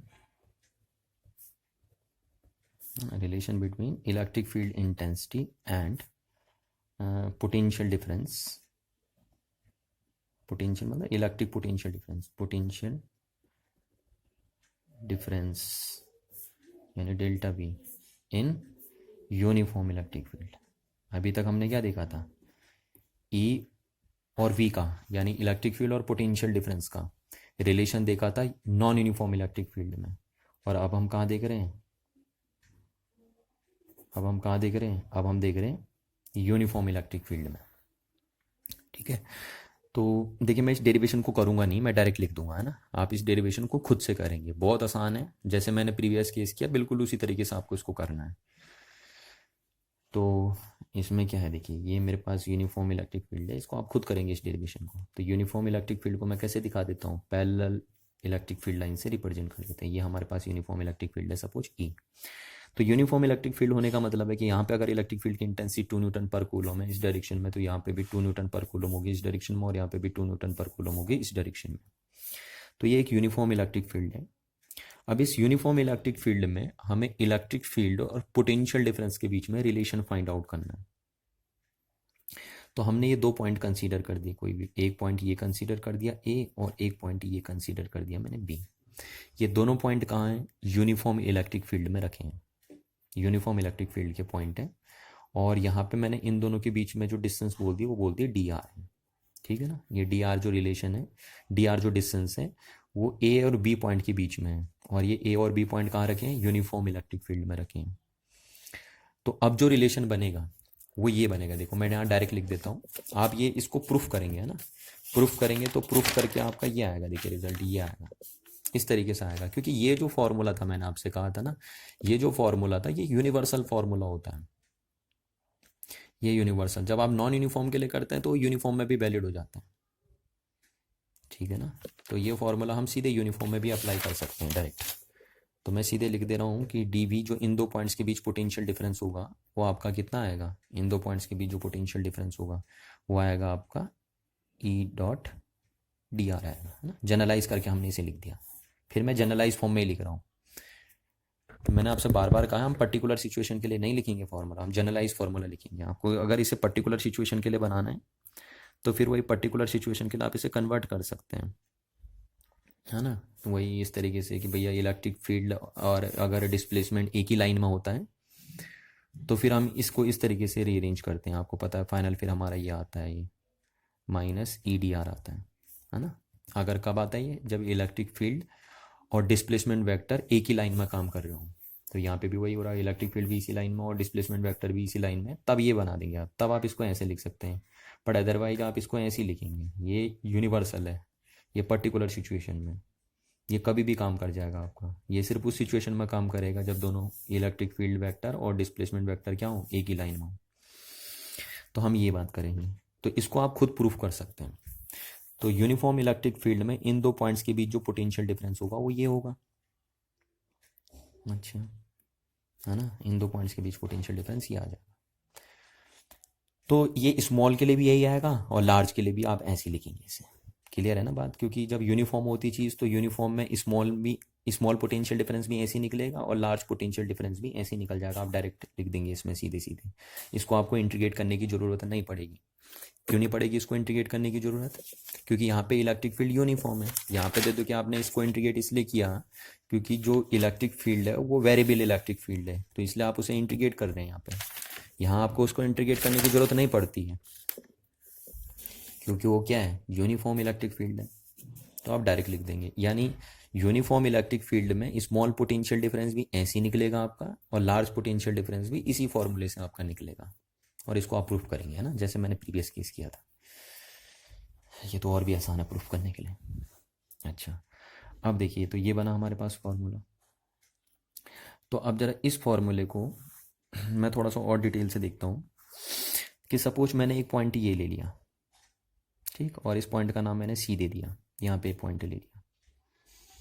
तो अगर मैं बोलूँ कि इन दो पॉइंट्स के बीच पोटेंशियल डिफरेंस कितना होगा ना, ए और सी के बीच में, तो पोटेंशियल डिफरेंस निकाल लो मैं बिटवीन पॉइंट ए एंड सी के बीच में, तो आपका क्या बनेगा, ई डॉट डी आर लिख दिया मैंने, ठीक, जनरलाइज करके, है ना। इन दो पॉइंट्स के बीच पोटेंशियल डिफरेंस देख रहा हूँ मैं, ये दोनों पॉइंट्स यूनिफॉर्म इलेक्ट्रिक फील्ड में और इन दोनों पॉइंट्स के बीच पोटेंशियल डिफरेंस हम देख रहे हैं, तो मैंने उसको डेल्टा बी लिख दिया।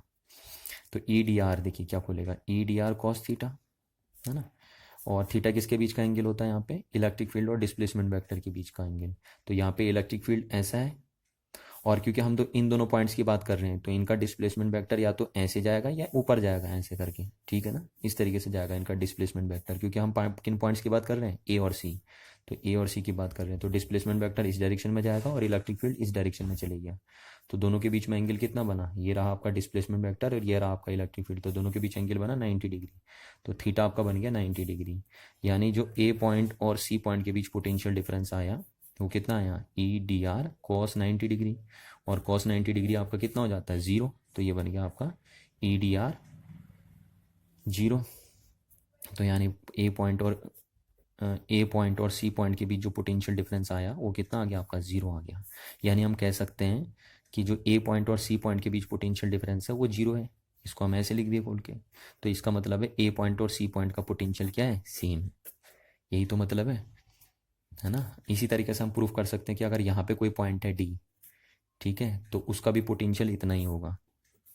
इसी तरीके से आप बना सकते हो उसको, ये, है ना। तो यूनिफॉर्म इलेक्ट्रिक फील्ड में अब आप देखिए मैं इसको जनरलाइज कर दे रहा हूँ ना, जनरलाइज क्या कर दे रहा हूँ कि मैं बोल रहा हूँ यूनिफॉर्म इलेक्ट्रिक फील्ड में जो भी पॉइंट ऐसे पड़ेंगे एक लाइन में पड़ेंगे, ये देखिए इस लाइन में जो पड़ेंगे या इस प्लेन में जो पड़ेंगे, मैंने एक प्लेन बना दिया इस तरीके से, ठीक है, एक प्लेन बना दिया।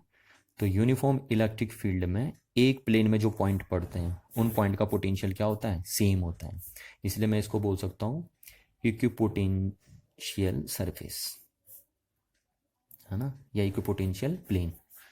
क्या बोला मैंने, यहाँ पे मैंने आपको दिखाया भी अभी कि यूनिफॉर्म इलेक्ट्रिक फील्ड में अगर मैं एक प्लेन रख दूँ, ऐसे प्लेन काट दूँ, तो उस प्लेन के हर एक पॉइंट पे जो इलेक्ट्रिक पोटेंशियल की वैल्यू बनेगी वो सेम बनेगी। इसलिए हम इस प्लेन को क्या बोल सकते हैं, इक्विपोटेंशियल प्लेन या इक्विपोटेंशियल सरफेस।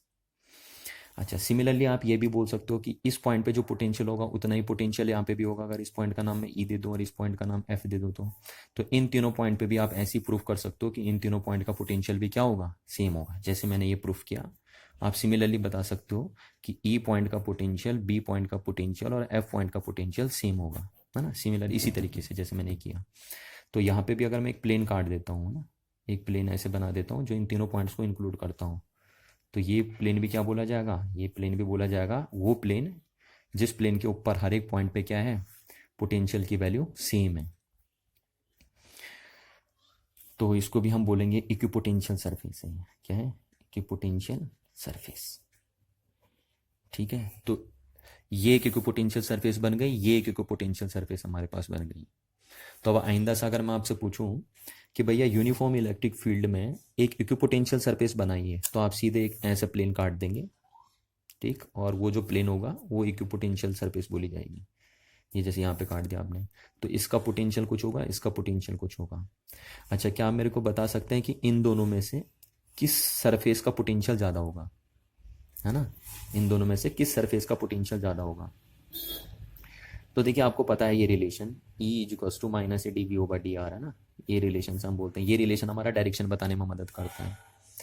तो मैं आपसे बार बार कहता हूँ कि ये रिलेशन किस तरीके से आपको इलेक्ट्रिक फील्ड की डायरेक्शन बताता है। ये रिलेशन दो तरीके से बात करता है। ये बोलता है इलेक्ट्रिक फील्ड उस डायरेक्शन में होगा जिधर पोटेंशियल डिस्टेंस के साथ क्या कर रही हो, डिक्रीज कर रही हो। या फिर ये रिलेशन हमें बोल सकते हैं कि ये भी आपको बता रहा है कि पोटेंशियल डिक्रीज करता है इलेक्ट्रिक फील्ड की डायरेक्शन में। तो क्योंकि इलेक्ट्रिक फील्ड की डायरेक्शन इधर है, इसलिए यहाँ पे जो पॉइंट पड़ेंगे, इलेक्ट्रिक फील्ड की डायरेक्शन में पोटेंशियल क्या करता है, डिक्रीज करता है, इसलिए इन पॉइंट पे पोटेंशियल कम होगा as compare to these points. यानी ये पॉइंट हायर पोटेंशियल वाले होंगे और ये पॉइंट लोअर पोटेंशियल वाले होंगे। तो ये हम बोल सकते हैं कि जो ए पॉइंट का पोटेंशियल होगा वो बी पॉइंट से ज़्यादा होगा, है ना। और क्योंकि ए पॉइंट का पोटेंशियल किसके बराबर है, सी के बराबर है, और ये किसके बराबर है, डी के बराबर है, और बी पॉइंट का पोटेंशियल किसके बराबर है, ई के बराबर है और एफ के बराबर है, ठीक है। तो यहाँ पे हम जनरलाइज करके ऐसे बोल सकते हैं। तो इन पॉइंट का पोटेंशियल क्या होगा, कम होगा, और इन पॉइंट का पोटेंशियल ज़्यादा होगा। यानी ये हायर इक्विपोटेंशियल सरफेस बनी और ये लोअर इक्विपोटेंशियल सरफेस बनी। क्यों बनी, मैंने आपको रीज़न बता दिया इससे, क्योंकि इलेक्ट्रिक फील्ड की डायरेक्शन में चलने पे पोटेंशियल की वैल्यू क्या होती है, डिक्रीज होती है। तो ये डिक्रीज हो गई इधर पोटेंशियल की वैल्यू, इसलिए इन पॉइंट पे पोटेंशियल ज़्यादा हो गया और इन पॉइंट पे पोटेंशियल क्या हो गया, कम हो गया। तो ये बन गया आपका। अच्छा, तो आप यहाँ पे देखिए, अब मैं जनरलाइज करके बात और कर देता हूँ। देखिए बहुत बड़ा कंसेप्ट निकल के आ रहा है। तो बहुत बड़ा कंसेप्ट क्या निकल के आया कि यूनिफॉर्म इलेक्ट्रिक फील्ड में, है ना, आपने देखा ये रिलेशन बना, इस तरीके से बातें निकल के आई आपके सामने। तो यहाँ पे आप देखिए मैं क्या बोल रहा हूँ कि इस रिलेशन में जो ये है, इस रिलेशन में जो ये है, इसका नाम मैं आज से बोल दूंगा कि ये जो आपका है ये है डिस्टेंस बिटवीन, देखिए इसको मैं बोल दे रहा हूँ डिस्टेंस बिटवीन, ध्यान से सुनना, डिस्टेंस बिटवीन क्या बोल रहा हूँ मैं, distance between two equipotential surfaces, equipotential surfaces, है ना। ये बहुत इंपॉर्टेंट बात मैंने यहाँ पे बोल दी आपको कि यहाँ पे ये जो ये है डी आर, ये क्या है, distance between two equipotential surfaces है। दो इक्विपोटेंशियल सरफेसेस के बीच की क्या है, ये डिस्टेंस है। तो इस बात को आपको ध्यान रखना है कि ये जो डी आर है वो distance between two equipotential surface है, ठीक है। तभी तो हमने जब देखिए ये बनाया था, तो अगर हम बोलें एक ही इक्विपोटेंशियल सरफेस, तो एक ही इक्विपोटेंशियल सरफेस के बीच की डिस्टेंस कितनी होगी, जीरो, क्योंकि ये क्या है, distance between two equipotential surface. तो एक इक्विपोटेंशियल सरफेस ये बनी, एक इक्विपोटेंशियल सरफेस ये बनी, इन दोनों के बीच की डिस्टेंस है। पर अगर हम एक ही इक्विपोटेंशियल सरफेस में दो पॉइंट्स की बात करते हैं तो डी आर कितना हो जाएगा, जीरो। इसलिए उन दोनों पॉइंट्स के बीच पोटेंशियल डिफरेंस भी कितना हो जा रहा है, जीरो, और वो पॉइंट क्या हो जा रहे हैं, इक्विपोटेंशियल पॉइंट हो जा रहे हैं। तो ये भी आपको ध्यान रखना है, ठीक है। और ये तो ये बना, और इसको अगर आप बोलेंगे तो ये क्या है, ये है potential difference between two equipotential surfaces, two equipotential surfaces. और ये तो यूनिफॉर्म इलेक्ट्रिक फील्ड है आपका जो है, ठीक है। तो आप इसको करिए। अच्छा, और तो ये रहा हमारे पास इससे रिलेटेड जैसे सिंपल क्वेश्चन आपसे यहाँ पूछे जा सकते हैं, ऐसे इस टाइप से मैंने दे दिया कि सपोज मेरे पास एक यूनिफॉर्म इलेक्ट्रिक फील्ड है ना, जिसको हम पैरेलल इलेक्ट्रिक फील्ड लाइन से रिप्रेजेंट कर रहे हैं। इससे रिप्रेजेंट कर रहे हैं, पैरेलल इलेक्ट्रिक फील्ड लाइन से रिप्रेजेंट कर रहे हैं। तो ये हमारे पास एक यूनिफॉर्म इलेक्ट्रिक फील्ड है, और इस यूनिफॉर्म इलेक्ट्रिक फील्ड में हमारे पास 3 पॉइंट दे दिए। सपोज ये पॉइंट ए है, और ये पॉइंट बी है, और ये पॉइंट सी है। और हमसे पूछा गया कि भैया इन तीनों पॉइंट्स में सबसे ज़्यादा पोटेंशियल किस पॉइंट के पास होगा, ठीक है ना। क्या पूछा गया कि यूनिफॉर्म इलेक्ट्रिक फील्ड में 3 पॉइंट दिए, और पूछा गया कि इन तीनों पॉइंट में सबसे ज़्यादा पोटेंशियल किस पॉइंट के पास है। तो देखिए हमें ई गिवन है और वी के बारे में पूछा गया है, इलेक्ट्रिक फील्ड गिवन है और पोटेंशियल के बारे में पूछा गया है। तो हम क्या करते हैं, ऐसा फॉर्मूला देखते हैं जो ई और वी में रिलेशन बनाता हूँ। तो आपको पता है सिंस इलेक्ट्रिक फील्ड जो होता है वो होता है negative gradient of its potential, है ना। तो यहाँ पे हम जो बार बार कहते हैं कि जो नेगेटिव साइन होता है वो दो चीज़ें इंडिकेट करता है, दो या एक ही चीज़ को दो सेंस में हम बोल सकते हैं कि हम एक ही चीज़ को दो सेंस में बात कर रहे हैं। कि ये नेगेटिव साइन जो बताता है वो बताता है कि इलेक्ट्रिक फील्ड की जो डायरेक्शन होगी वो पोटेंशियल की डिक्रीजिंग डायरेक्शन में होगी, यानी इलेक्ट्रिक फील्ड उस डायरेक्शन में होगा जिधर पोटेंशियल डिस्टेंस के साथ क्या कर रहा होगा, डिक्रीज कर रहा होगा। और दूसरा हम ये भी बोल सकते हैं कि पोटेंशियल हमेशा इलेक्ट्रिक फील्ड की डायरेक्शन में क्या करता है, डिक्रीज करता है। तो यानी जिधर कोई इलेक्ट्रिक फील्ड होता है उस डायरेक्शन में इलेक्ट्रिक पोटेंशियल क्या करता है, डिक्रीज करता है। ये रिप्रेजेंट करता है नेगेटिव साइन। तो देखिए इस डायरेक्शन में इलेक्ट्रिक फील्ड है, यानी इस डायरेक्शन में पोटेंशियल क्या करेगा, डिक्रीज करेगा। तो यानी सबसे कम पोटेंशियल होगा सी पॉइंट पे, फिर किस पे होगा, ए पॉइंट पे। क्यों यहाँ पे सी पॉइंट पे पोटेंशियल कम हुआ, क्योंकि इलेक्ट्रिक फील्ड की डायरेक्शन में चलने पे पोटेंशियल की वैल्यू क्या होती है, कम होती है ना। तो इसलिए सी पॉइंट का पोटेंशियल कम हो गया ए पॉइंट से। अब ए और दो बी पॉइंट इलेक्ट्रिक फील्ड में एक ही सामने रखे हुए हैं, सेम डिस्टेंस पे, देखिए ये, ठीक है ना। तो इसलिए इन दोनों का पोटेंशियल क्या होगा, सेम होगा। तो ए और बी का पोटेंशियल क्या होगा, सेम होगा। तो इस चीज़ को आपको ध्यान रखना है, क्योंकि ये दोनों पॉइंट इक्वी डिस्टेंस में इलेक्ट्रिक फील्ड में, इसलिए इन दोनों पॉइंट का पोटेंशियल क्या होगा, सेम होगा। और सी पॉइंट इलेक्ट्रिक फील्ड में आ गए और जिस डायरेक्शन में इलेक्ट्रिक फील्ड चलता है उस डायरेक्शन में पोटेंशियल की वैल्यू क्या करती है, डिक्रीज करती है। इसलिए सी पॉइंट का पोटेंशियल कम हो गया। अच्छा, अब इससे रिलेटेड देखिए हम कुछ न्यूमेरिकल देखते हो इसी कंसेप्ट से रिलेटेड। तो देखिए हम ये कह सकते हैं कि ये फॉर्मूले के बेस पे, इस फॉर्मूले के बेस पे हम दो चीज़ें कैलकुलेट कर सकते हैं। कौन सी दो चीज़ें हम कैलकुलेट कर सकते हैं, हम अगर हमें वी गिवन वी और आर गिवन है तो हम ई कैलकुलेट कर सकते हैं, या हम ई और आर गिवन हो तो हम वी कैलकुलेट कर सकते हैं। तो दो चीज़ें हम यहाँ से कैलकुलेट कर सकते हैं। अच्छा, आइए देखिए इससे रिलेटेड न्यूमेरिकल कुछ और देखते हैं हम, जिससे हमारा कंसेप्ट और बिल्डअप हो। तो देखिए हमारे पास क्वेश्चन ये रहा, एक फिगर मेरे पास बना हुआ है और ये इस रीजन में यूनिफॉर्म इलेक्ट्रिक फील्ड रिप्रेजेंट कर रखा है, और उस यूनिफॉर्म इलेक्ट्रिक फील्ड की वैल्यू कितनी है, 20 वोल्ट पर मीटर है, ठीक है। और ये फिगर आपका बना हुआ है इस तरीके से, 4 पॉइंट मेंशन है स्क्वायर फॉर्म में, और यहाँ पे मैंने जैसे बोल दिया कि ये 1 मीटर है हर साइड। कितनी है इस स्क्वायर की हर साइड, 1 मीटर है। तो यूनिफॉर्म इलेक्ट्रिक फील्ड में ये 4 पॉइंट आपके दिखाए गए हैं, और हर पॉइंट की डिस्टेंस कितनी है आपकी, 1 मीटर है। हर दो पॉइंट्स के बीच की डिस्टेंस 1 मीटर है क्योंकि स्क्वायर है। और यूनिफॉर्म इलेक्ट्रिक फील्ड की वैल्यू है 20 वोल्ट पर मीटर। इस टाइप से आपका फिगर बना। अब क्या पूछा आपसे कि calculate V B minus B A, यानी बी और ए पॉइंट के बीच का पोटेंशियल डिफरेंस कैलकुलेट करिए। फिर और भी पूछा है कि ए और डी पॉइंट के बीच का पोटेंशियल डिफरेंस कैलकुलेट करिए। पी और डी और सी पॉइंट के बीच पोटेंशियल डिफरेंस कितना होगा वो भी कैलकुलेट करिए, और सी और ए पॉइंट के बीच का जो पोटेंशियल डिफरेंस है उसे कैलकुलेट करिए इस फिगर में ना। तो देखते हैं सॉल्यूशन, देखिए क्या है हमारे पास। तो हमें इलेक्ट्रिक फील्ड गिवन है और पोटेंशियल डिफरेंस पूछा है। क्या गिवन है, इलेक्ट्रिक फील्ड गिवन है और पोटेंशियल डिफरेंस पूछा है। तो मैंने आपको बताया था कि अगर मैं जनरल वे में बात करूं तो जनरल वे में पोटेंशियल डिफरेंस और इलेक्ट्रिक फील्ड के बीच में जो रिलेशन होता है वो ये होता है, ई डॉट, अगर हम डी आर बोलें तो ये रिलेशन होता है ना। ये जनरल रिलेशन है, कोई पर्टिकुलर रिलेशन नहीं है। आपको मैंने पहले भी बताया था कि इलेक्ट्रिक फील्ड और पोटेंशियल डिफरेंस के बीच में ये जनरल रिलेशन होता है। तो हम जनरल रिलेशन का यूज़ करते हैं, क्योंकि डायरेक्शन तो हमें पता चली गई है ना। डायरेक्शन तो किधर होती है, इलेक्ट्रिक फील्ड की डायरेक्शन हमेशा होती है जिधर पोटेंशियल डिक्रीज करता है, या पोटेंशियल डिक्रीज इलेक्ट्रिक फील्ड की डायरेक्शन में करता है। तो हमें पता, डायरेक्शन तो पता है ही, तो हम इसलिए इसका यूज़ करते हैं, ठीक, जनरल रिलेशन का। अब इस जनरल रिलेशन में देखिए कि हम बोलते हैं पहला में निकालना है ए बी और ए के बीच का डिफरेंस। तो मैं इसको डेल्टा वी डी वी लिख देता हूँ। तो डी वी क्या हो गया आपका, ई डी आर।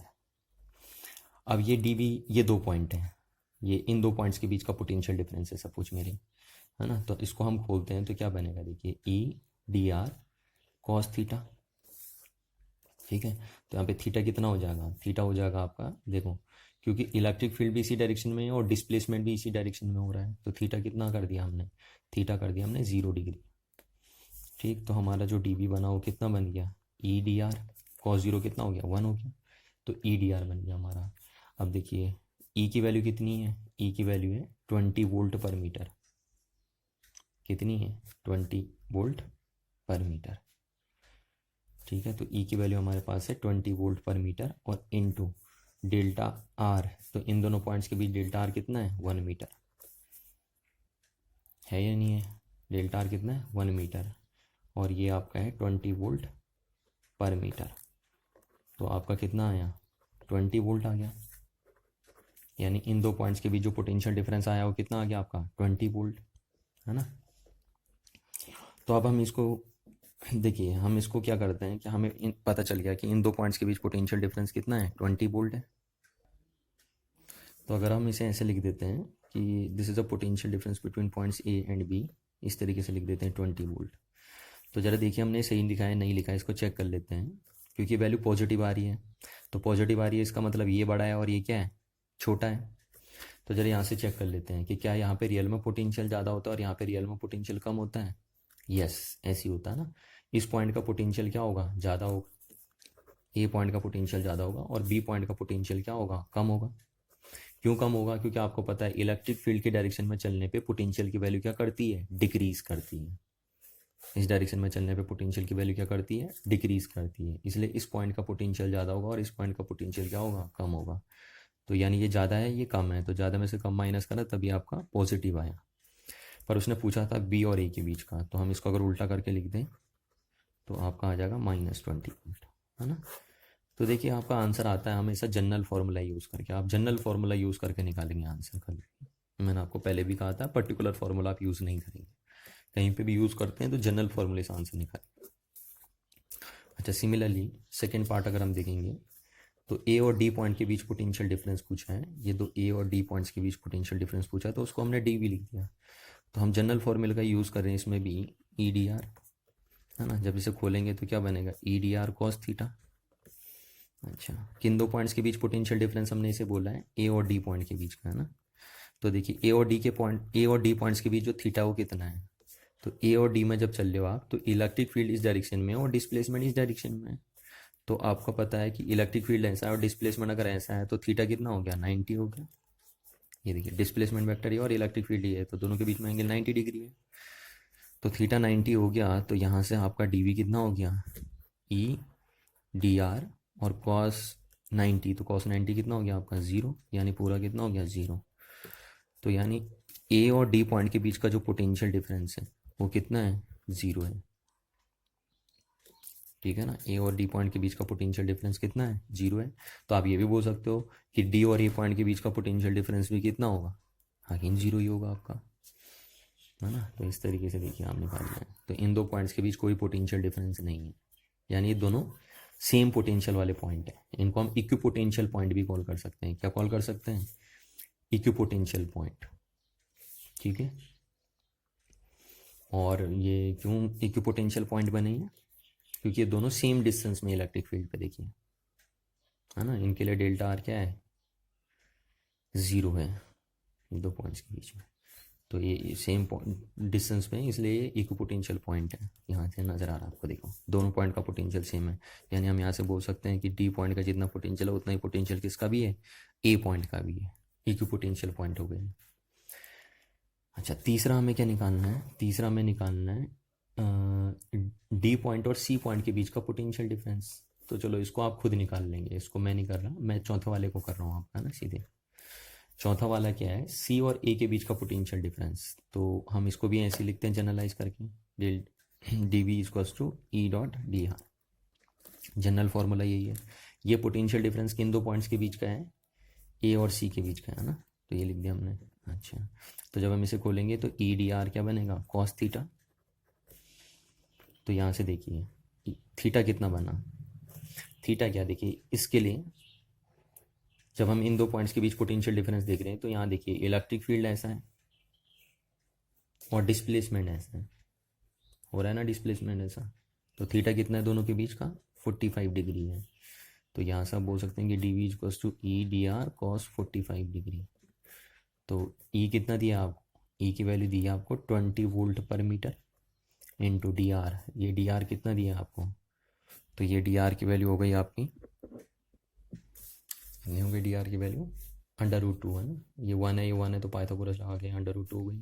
तो यहाँ पे जो डी आर है वो इतना है, तो डी आर की वैल्यू हो गई √2 इंटू कॉस 45 कितना होता है आपको पता है, कॉस 45 होता है 1/√2। तो इस √2 से √2 कैंसिल हो गया, तो डी वी इक्वल्स हो गया 20 वोल्ट, है ना। इतना पोटेंशियल डिफरेंस आया। तो इन दो पॉइंट्स के बीच में पोटेंशियल डिफरेंस कितना है, 20 वोल्ट है। तो इसको मैं ऐसे लिख सकता हूँ, देखो मैंने लिख दिया potential difference between point A and C, इसको ऐसे करके लिख दिया हमने, 20 वोल्ट आया। अब जरा आप देख लीजिए हमने सही लिखा है नहीं लिखा है ना। तो आपको पता है ये पॉजिटिव अगर आ रहा है तो इसका मतलब ये बड़ा होगा और ये छोटा होगा। तो क्या रियल में ऐसा है, देखिए कि ये पॉइंट, इस पॉइंट का पोटेंशियल ज़्यादा और इस पॉइंट का पोटेंशियल कम हो, तो यस ऐसा रियल में है, क्योंकि ये पॉइंट देखिए यहाँ पड़ रहा है तो यहाँ पे पोटेंशियल ज़्यादा होगा और हम आगे को चल रहे हैं तो आगे की डायरेक्शन में पोटेंशियल की वैल्यू क्या करती है, डिक्रीज करती है। तो ये पॉइंट इलेक्ट्रिक फील्ड में आगे बढ़ रहा है, इसलिए इस पॉइंट का पोटेंशियल क्या होगा, कम होगा। तो हम यहाँ से बोल सकते हैं सिंस ए पॉइंट का पोटेंशियल ज़्यादा है और सी पॉइंट का पोटेंशियल कम है, इसलिए हमने ये सही लिखा है। पर हमसे पूछा गया था सी और ए के बीच का, तो हम ऐसे लिख सकते हैं कि इसलिए सी और ए के बीच का जो पोटेंशियल डिफरेंस है वो कितना है, वो होगा -20 वोल्ट। फिर जब ये 20 वोल्ट है तो ये -20 वोल्ट होगा। तो इस तरीके से देखिए आपको बड़ी आसानी से प्रॉब्लम सॉल्व करनी है। आपको साइन कन्वेंशन में नहीं फंसना ना कि प्लस लिखें माइनस लिखें, सर हमारा तो प्लस आ रहा है हमारा माइनस आ रहा है। आप जनरल फॉर्मूले का यूज़ करेंगे। अगर आप पर्टिकुलर फॉर्मूले का यूज़ करके करते हैं, देखिए आप अगर इस फॉर्मूले का यूज़ करके निकालते हैं तो आप फंस जाएंगे, है ना, आप फंस जाएंगे बहुत सारे केसेस में, क्योंकि मैंने आपको पहले भी बता दिया था कि ये पर्टिकुलर फॉर्मूला है, सिर्फ उस सिचुएशन में काम करेगा जब इलेक्ट्रिक फील्ड वेक्टर और डिस्प्लेसमेंट वेक्टर एक ही लाइन में काम कर रहे हो, बट ये तो हमेशा काम करेगा आपका। तो इसलिए जब भी आप लगाइए आप जनरल फॉर्मूले का यूज़ करके करिए, है ना। और बाकी साइन प्लस आएगा माइनस आएगा वो तो आपको डायरेक्शन के बेस पे पता है ही कि इलेक्ट्रिक फील्ड की जो डायरेक्शन होती है वो किधर होती है या पोटेंशियल किधर को डिक्रीज करता है। तो ये जो साइन कन्वेंशन है इसको हम किसके बेस पे डिसाइड करेंगे कि electric field potential electric potential क्या करता है, फील्ड की डायरेक्शन में क्या करता है, डिक्रीज होता है, उसके बेस पे हम साइन असाइन कर रहे हैं। तो देखिए आप जनरल फॉर्मूले का यूज़ करके निकालेंगे जो भी कुछ करेंगे आप, है ना। अच्छा यहाँ पे एक बात बतानी रह गई थी आपको, थोड़ा अभी याद आई मेरे को इसको देख के, है ना। आपको पता है देखो यहाँ से इलेक्ट्रिक फील्ड की एक यूनिट और बन जाएगी। आप जरा इस फॉर्मूले को देखिए, एक तो आपको ई इक्वल टू फॉर्मूले पता था ना, F/+Q0। तो यहाँ से इलेक्ट्रिक फील्ड की एक यूनिट क्या होती थी, इसकी यूनिट होती थी न्यूटन, इसकी यूनिट होती थी कूलॉम। तो आपकी एक वजह होती थी न्यूटन पर कूलॉम। एक तो इलेक्ट्रिक फील्ड की ये यूनिट होती थी न्यूटन पर कूलॉम।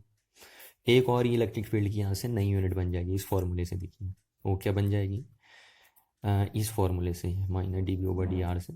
आप ये देखिए इसकी यूनिट क्या होती है, वोल्ट, और इसकी यूनिट क्या होती है, डिस्टेंस की यूनिट मीटर। तो यहाँ से आप बोल सकते हो कि वोल्ट पर मीटर, ये भी इलेक्ट्रिक फील्ड की एक यूनिट बन जाएगी, SI यूनिट ऑफ E। तो इलेक्ट्रिक फील्ड की जो दो यूनिट होती हैं, इलेक्ट्रिक फील्ड की कितनी SI यूनिट होती हैं, दो SI यूनिट होती है, एक होती है न्यूटन पर कूलॉम और एक होता है वोल्ट पर मीटर, है ना। तो आपको ये ध्यान रखना है कि इलेक्ट्रिक फील्ड की कितनी यूनिट होती हैं, दो SI यूनिट होती हैं। आप ऐसे भी लिख सकते हो, आप इस फॉर्म में भी लिख सकते हो। अच्छा आइए कुछ और क्वेश्चन देखते हैं इससे रिलेटेड। जैसे सपोज ये हमारे पास क्वेश्चन है ना, तो ये हमें क्वेश्चन दिया है यहाँ पे, in a given region the potential is represented by, कोई एक रीजन है पर्टिकुलर, उसमें पोटेंशियल ऐसे रिप्रेजेंट किया है, यानी पोटेंशियल के पास x कोऑर्डिनेट भी है, y कोऑर्डिनेट भी है और z कोऑर्डिनेट भी है। यानी जिस भी रीजन में पोटेंशियल है वो पोटेंशियल x के साथ भी वेरी कर रहा है, y के साथ भी वेरी कर रहा है और z के साथ भी वेरी कर रहा है, तीनों का फंक्शन है पोटेंशियल, ठीक। Where v is in volt, और जो पोटेंशियल आपको दिया है वो वोल्ट में दिया है, ठीक है, आपको पता भी है पोटेंशियल की यूनिट वोल्ट होती है। And X Y are in metres, तो ये एक्स वाई जेड जो है वो मीटर्स में है, ठीक है। अब क्या पूछा आपसे, आपसे पूछा है what is the electric force experience by a charge of 2 Coulomb situated at point this, है ना। तो हमें बताना है कि कितना इलेक्ट्रिक फोर्स लगेगा एक 2 कूलॉम चार्ज पे जो इस पॉइंट पे रखा है। तो वो चार्ज स्पेस में किस पॉइंट पे रखा है हमें वो पता है, उस पॉइंट के कोऑर्डिनेट पता है, और पूछा है कि उस पॉइंट पे 2 कूलॉम चार्ज पे कितना फोर्स लगेगा। ठीक है ना, क्वेश्चन आपको क्लियर हो जाना चाहिए। क्वेश्चन हमारा ये है कि एक रीजन हमें गिवन है और उस रीजन में हमें पोटेंशियल की वैल्यू गिवन है इस तरीके से वोल्ट में, और जो पोटेंशियल है आपको पता है वो एक्स वाई जेड तीनों कोऑर्डिनेट्स के साथ क्या कर रहा है, वेरी कर रहा है। और हमसे पूछा है कि इस पॉइंट पे, इस लोकेशन पे, यानी एक्स वाई जेड तीनों कोऑर्डिनेट पे है, तो स्पेस में यहाँ पे कोई पॉइंट रखा है, इस जगह पे कोई पॉइंट रखा है, और उस पर 2 कूलॉम चार्ज है। तो हमें बताना उस 2 कूलॉम चार्ज पे कितना फोर्स लगेगा, है ना, टोटल फोर्स हमें निकालना है। तो देखिए आपको पोटेंशियल की नॉलेज है, आइए देखिए क्वेश्चन को करते हैं और देखते हैं कैसे। तो आपको पोटेंशियल की नॉलेज है और आपसे फोर्स पूछा है, तो आपने क्या कोई ऐसा फॉर्मूला पढ़ा है जिसमें पोटेंशियल और फील्ड फोर्स एक साथ कनेक्टेड हो, है ना। ऐसा हमने कोई डायरेक्ट फॉर्मूला नहीं देखा कि जिसमें पोटेंशियल और फोर्स आपस में लिंक हो। तो ये हमें गिवन है और ये पूछा गया है, तो हम देखते हैं कि इनमें कोई रिलेशन तो हमने पढ़ा नहीं है, पर देखिए ये जरूर हमने पढ़ा है कि इसका लिंकअप इलेक्ट्रिक फील्ड के साथ होता है और इसका लिंकअप भी इलेक्ट्रिक फील्ड के साथ होता है। किस तरीके से लिंकअप होता है, इसका लिंकअप होता है कि जो इलेक्ट्रिक फील्ड होता है वो नेगेटिव ग्रेडियंट ऑफ पोटेंशियल होता है, ये आपने पढ़ा हुआ है ना। और यहाँ पे आपने देखा है कि इलेक्ट्रिक फील्ड क्या होता है, force on per unit charge होता है आपका सॉरी।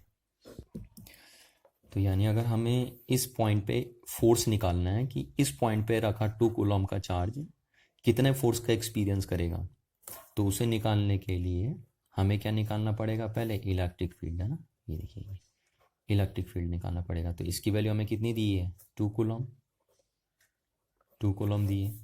तो अगर मैं निकाल दूं कि इस पॉइंट पे रखा 2 कूलॉम का चार्ज कितने इलेक्ट्रिक फील्ड का एक्सपीरियंस कर रहा है, यानी उस पॉइंट पे, इस पॉइंट पे इलेक्ट्रिक फील्ड कितना है, अगर हम वो निकाल दें तो मैं इजीली बता सकता हूँ कि इस पॉइंट पे रखा 2 कूलॉम का चार्ज कितने फोर्स का एक्सपीरियंस करेगा, वो हम इस फॉर्मूले से निकाल लेंगे। तो यानी इलेक्ट्रिक फील्ड ही दोनों के साथ लिंक है, बी के साथ भी लिंक है और एफ के साथ भी लिंक है। तो क्योंकि हमें यहाँ एफ निकालना है, तो उससे निकालने के लिए, एफ निकालने के लिए पहले हम क्या निकालेंगे, ई निकालेंगे, है ना। तो ई हम इस फॉर्मूले से निकालेंगे, क्यों, क्योंकि हमें पोटेंशियल गिवन है। तो अब आपको मैंने बताया कि देखिए जो पोटेंशियल है वो एक्स वाई जेड तीनों का कोऑर्डिनेट है। तो जब हम 3D में लिखते हैं तो 3D में हम कैसे लिखते हैं, हम 3D में हम ऐसे लिखते हैं कि आपका हो जाता है minus del over del X V I cap plus del V over del Y J cap plus del V over del Z K cap. इसी तरीके से हो तो आप 3D में इलेक्ट्रिक फील्ड लिखते हैं इन टर्म्स ऑफ पोटेंशियल, है ना। ये मैंने आपको बताया था कि 3D में आप इस फॉर्मूले को ऐसे लिखेंगे, पार्शियल डिफरेंशिएशन के टर्म्स में लिखेंगे आप इसको, क्योंकि यहाँ पे आपको जो इलेक्ट्रिक फील्ड कैलकुलेट करना है वो 3D में कैलकुलेट करना है ना। 3D पॉइंट है तो वहाँ पे आपको इलेक्ट्रिक फील्ड कैलकुलेट करना है। तो 3D में इलेक्ट्रिक फील्ड कैलकुलेट करने के लिए आपको इलेक्ट्रिक फील्ड को जब पोटेंशियल के टर्म्स में लिख रहे हो तो 3D फॉर्म में लिखना है कि इलेक्ट्रिक फील्ड का पोटेंशियल के साथ रिलेशन जो होगा वो 3D फॉर्म में को लिखना है। तो 3D फॉर्म में ये रिलेशन होता है।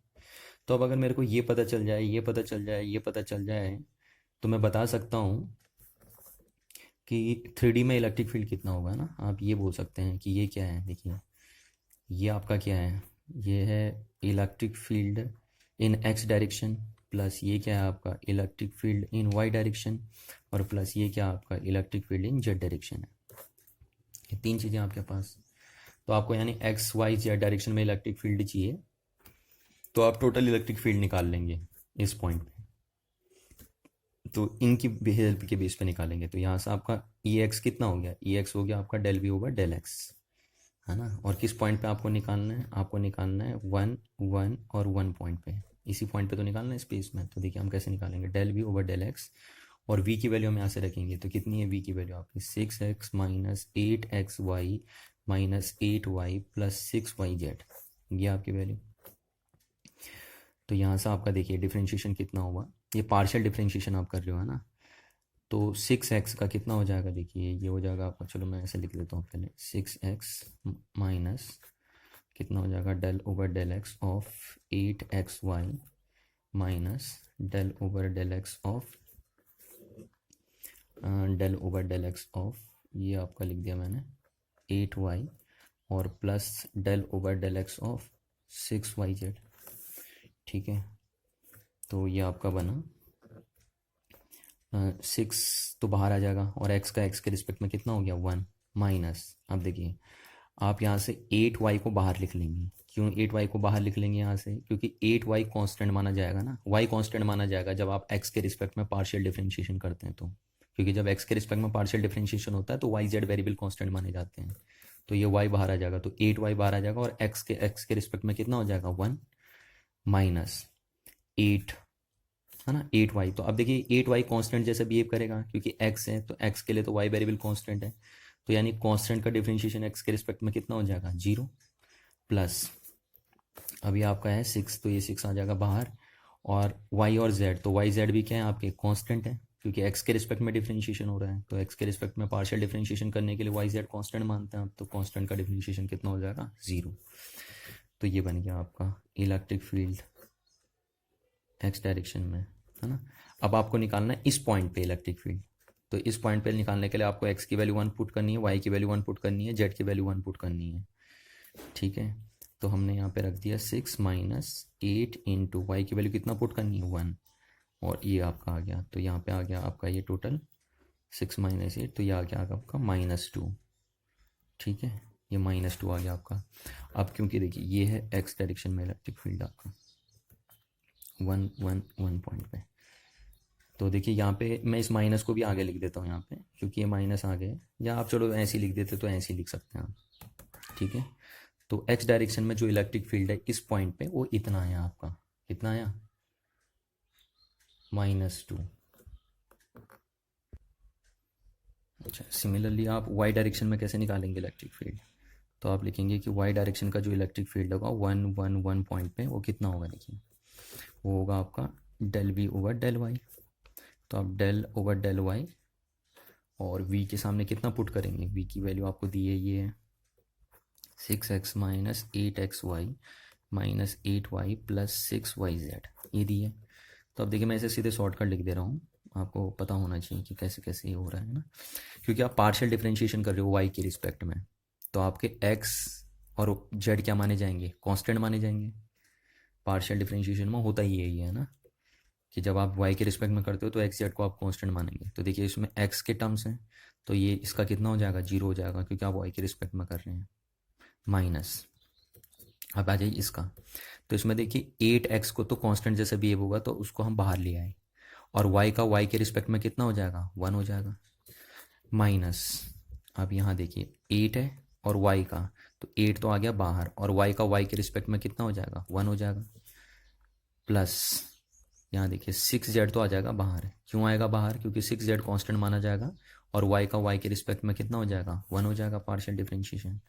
तो आपका जो इलेक्ट्रिक फील्ड बना 1 पॉइंट पे वो कितना बनेगा, देखो वो बनेगा आपका -8, और x के सामने कितना पुट कर देना, क्योंकि आपको 1 पॉइंट पे इलेक्ट्रिक फील्ड निकालना है ना, इस पॉइंट पे इलेक्ट्रिक फील्ड निकालना, तो आपको x की वैल्यू 1 पुट करनी पड़ेगी, -8 और +6, और z के सामने भी कितना पुट करना पड़ेगा आपको, z के सामने भी आपको 1 पुट करना पड़ेगा। तो आपका आया -8 तो कितना हो गया -16, और ये प्लस का 6, तो आपका हो गया -10, है ना। अब इसकी यूनिट भी चाहो तो लिख लो, इसकी यूनिट क्या होगी वोल्ट पर मीटर लिख लो आप यहाँ पे, है ना, और यहाँ पे भी लिख लो वोल्ट पर मीटर, इतना। तो x डायरेक्शन में जो इलेक्ट्रिक फील्ड आया वो ये आया, और y डायरेक्शन में जो इलेक्ट्रिक फील्ड आया वो ये आया, ठीक है ना, 10 वोल्ट पर मीटर। ऐसे आप z डायरेक्शन में निकालेंगे आप, कि जो आपका z डायरेक्शन में होगा वो कितना होगा। तो z डायरेक्शन में अगर हम निकालें इलेक्ट्रिक फील्ड 1 पॉइंट पे, तो कैसे लिखेंगे हम उसे dv ओवर dz, अब देखिए del V over del Z, और डी वी की वैल्यू हमें कितनी दी थी, डी वी की वैल्यू हमें दी थी, मतलब वी की वैल्यू हमें दी थी 6x minus 8xy minus 8y plus 6yz। अब इसको भी देखिए हम डायरेक्टली लिख देते हैं। तो आप जेड के रिस्पेक्ट में पार्शियल डिफरेंशिएशन कर रहे हैं तो एक्स और वाई को कांस्टेंट मान के चलेंगे, है ना। तो देखिए चलो इसको लिख लेता हूँ मैं यहाँ पे 6x minus del over del Z 8xy minus del over del Z 8y और plus del over del Z 6yz। तो ये कितना हो गया आपका, देखिए 6x है तो ये कांस्टेंट होगा, और क्योंकि जेड के रिस्पेक्ट में हो रहा है तो ये कांस्टेंट होगा, और कांस्टेंट होगा तो इसका हो जाएगा 0 माइनस 8xyz 8xy। तो xy क्या है, कांस्टेंट है, क्योंकि जेड के रिस्पेक्ट में पार्शियल डिफरेंशिएशन हो रहा है तो कांस्टेंट का कितना हो जाएगा 0 माइनस, देखिए ये 8y क्या है, कांस्टेंट है, क्योंकि जेड के रिस्पेक्ट में हो रहा है डिफरेंशिएशन पार्शियल डिफरेंशिएशन, तो इसका भी कितना हो जाएगा 0, कांस्टेंट जैसे बिहेव करेगा। अब इसमें देखिए 6y तो कांस्टेंट बन के बाहर आ जाएगा, ठीक है, और जेड का जेड के रिस्पेक्ट में कितना हो जाएगा, ये जेड का जेड के रिस्पेक्ट में कितना हो जाएगा 1, तो आपका बना 6y बन गया, ये 1 हो गया। तो ये इलेक्ट्रिक फील्ड आया जेड डायरेक्शन में। तो अगर आपको 1 पॉइंट पे निकालना है तो आपको y की वैल्यू कितनी पुट करनी पड़ेगी, 1 पुट करनी पड़ेगी। तो कितना आया 6 × 1 यानी आ गया 6, और क्या आया आपका ये 6, ये 6 आ जाएगा आपका वोल्ट पर मीटर, ठीक है। तो आपको पता चल गया इलेक्ट्रिक फील्ड जो x डायरेक्शन में है वो आपका आया 2 वोल्ट पर मीटर, y डायरेक्शन का इलेक्ट्रिक फील्ड आया है कितना, आपका आया था -10 वोल्ट पर मीटर, और z डायरेक्शन में जो इलेक्ट्रिक फील्ड आया है वो आया आपका 6 वोल्ट पर मीटर, ठीक है, ये 6 वोल्ट पर मीटर आया। तो अगर आपको इस फॉर्मूले में देखना है, तो मैं आपको बताया था ये नेट इलेक्ट्रिक फील्ड है ना, तो आपको नेट इलेक्ट्रिक फील्ड जो आया वो कितना है आपका net electric field minus EX, तो EX की वैल्यू कितनी है 2 वोल्ट पर मीटर, है ना, और इसको हमने आई कैप लिख दिया, देखिए EX की वैल्यू रख दी 2 आई कैप, प्लस EY की वैल्यू कितनी है -10 और J कैप, और प्लस EZ की वैल्यू कितनी है 6 और K कैप। ये देखिए इस फॉर्मूले में हमने वैल्यू पुट कर दी है ना सर, और ये माइनस आ गई तो ये बनेगा आपका, तो नेट इलेक्ट्रिक फील्ड आ गया इतना, ठीक है, ये तो क्या आ गया नेट इलेक्ट्रिक फील्ड। अब इसका अगर हमें मैग्नीट्यूड निकालना है, नेट इलेक्ट्रिक फील्ड का मैग्नीट्यूड निकालना है, तो आपको पता है कैसे निकालेंगे आप, EX² plus EY² plus EZ², ऐसी तो निकलता है आपका मैग्नीट्यूड। तो नेट इलेक्ट्रिक फील्ड का मैग्नीट्यूड आप निकालेंगे इस फॉर्मूले से, तो EX की वैल्यू कितनी है 2 और 2 का स्क्वायर, प्लस EY की वैल्यू कितनी है 10 का स्क्वायर, और प्लस EZ की वैल्यू कितनी है 6 और 6 का स्क्वायर, है ना। यहाँ पे आप अगर माइनस रख भी देते हैं तो कोई फ़र्क नहीं पड़ता।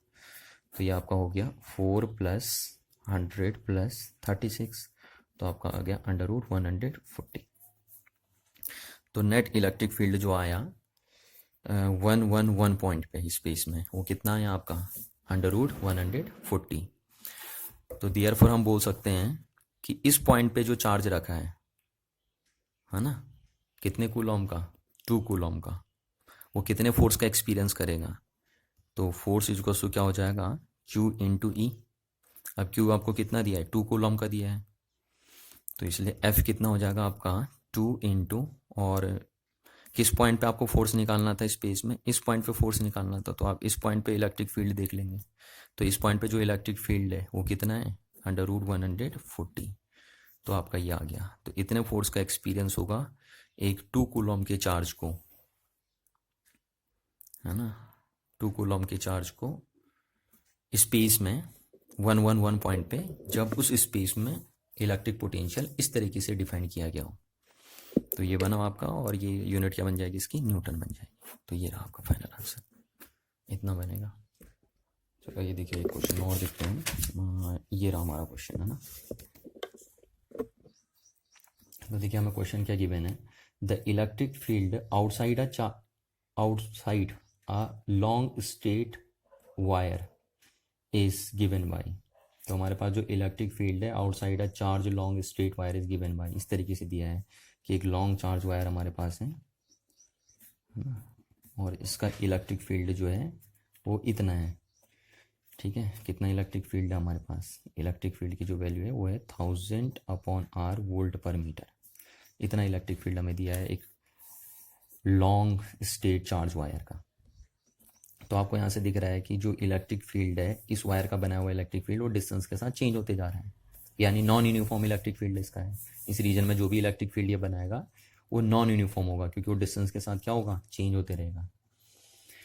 अब क्या पूछा आपसे, इज डायरेक्टेड आउटवर्ड्स, है ना, और ये किधर को डायरेक्टेड है, आउटवर्ड डायरेक्टेड है। तो यानी इस डायरेक्शन में आउटवर्ड है, इस तरीके से है डायरेक्टेड आउटवर्ड, ठीक है ना, इस तरीके से। तो पूछा क्या है, what is the sign of the charge on the wire. अच्छा सॉरी, उसने वायर पे साइन पूछा था कि वायर पे जो चार्ज होगा उसका साइन क्या होगा। तो हमने पहले पॉजिटिव ले लिया है ना। अगर हम देखो पॉजिटिव नहीं लेते हैं तो उसने पूछा था, उस वो बोल रहा है कि जो इलेक्ट्रिक फील्ड है वो आउटवर्ड डायरेक्शन में जा रहा है। तो हमें ये तो पता ही है कि इलेक्ट्रिक फील्ड आउटवर्ड डायरेक्शन में तभी जा पाएंगे जब इस रॉड पे क्या होगा, पॉजिटिव चार्ज होगा ना।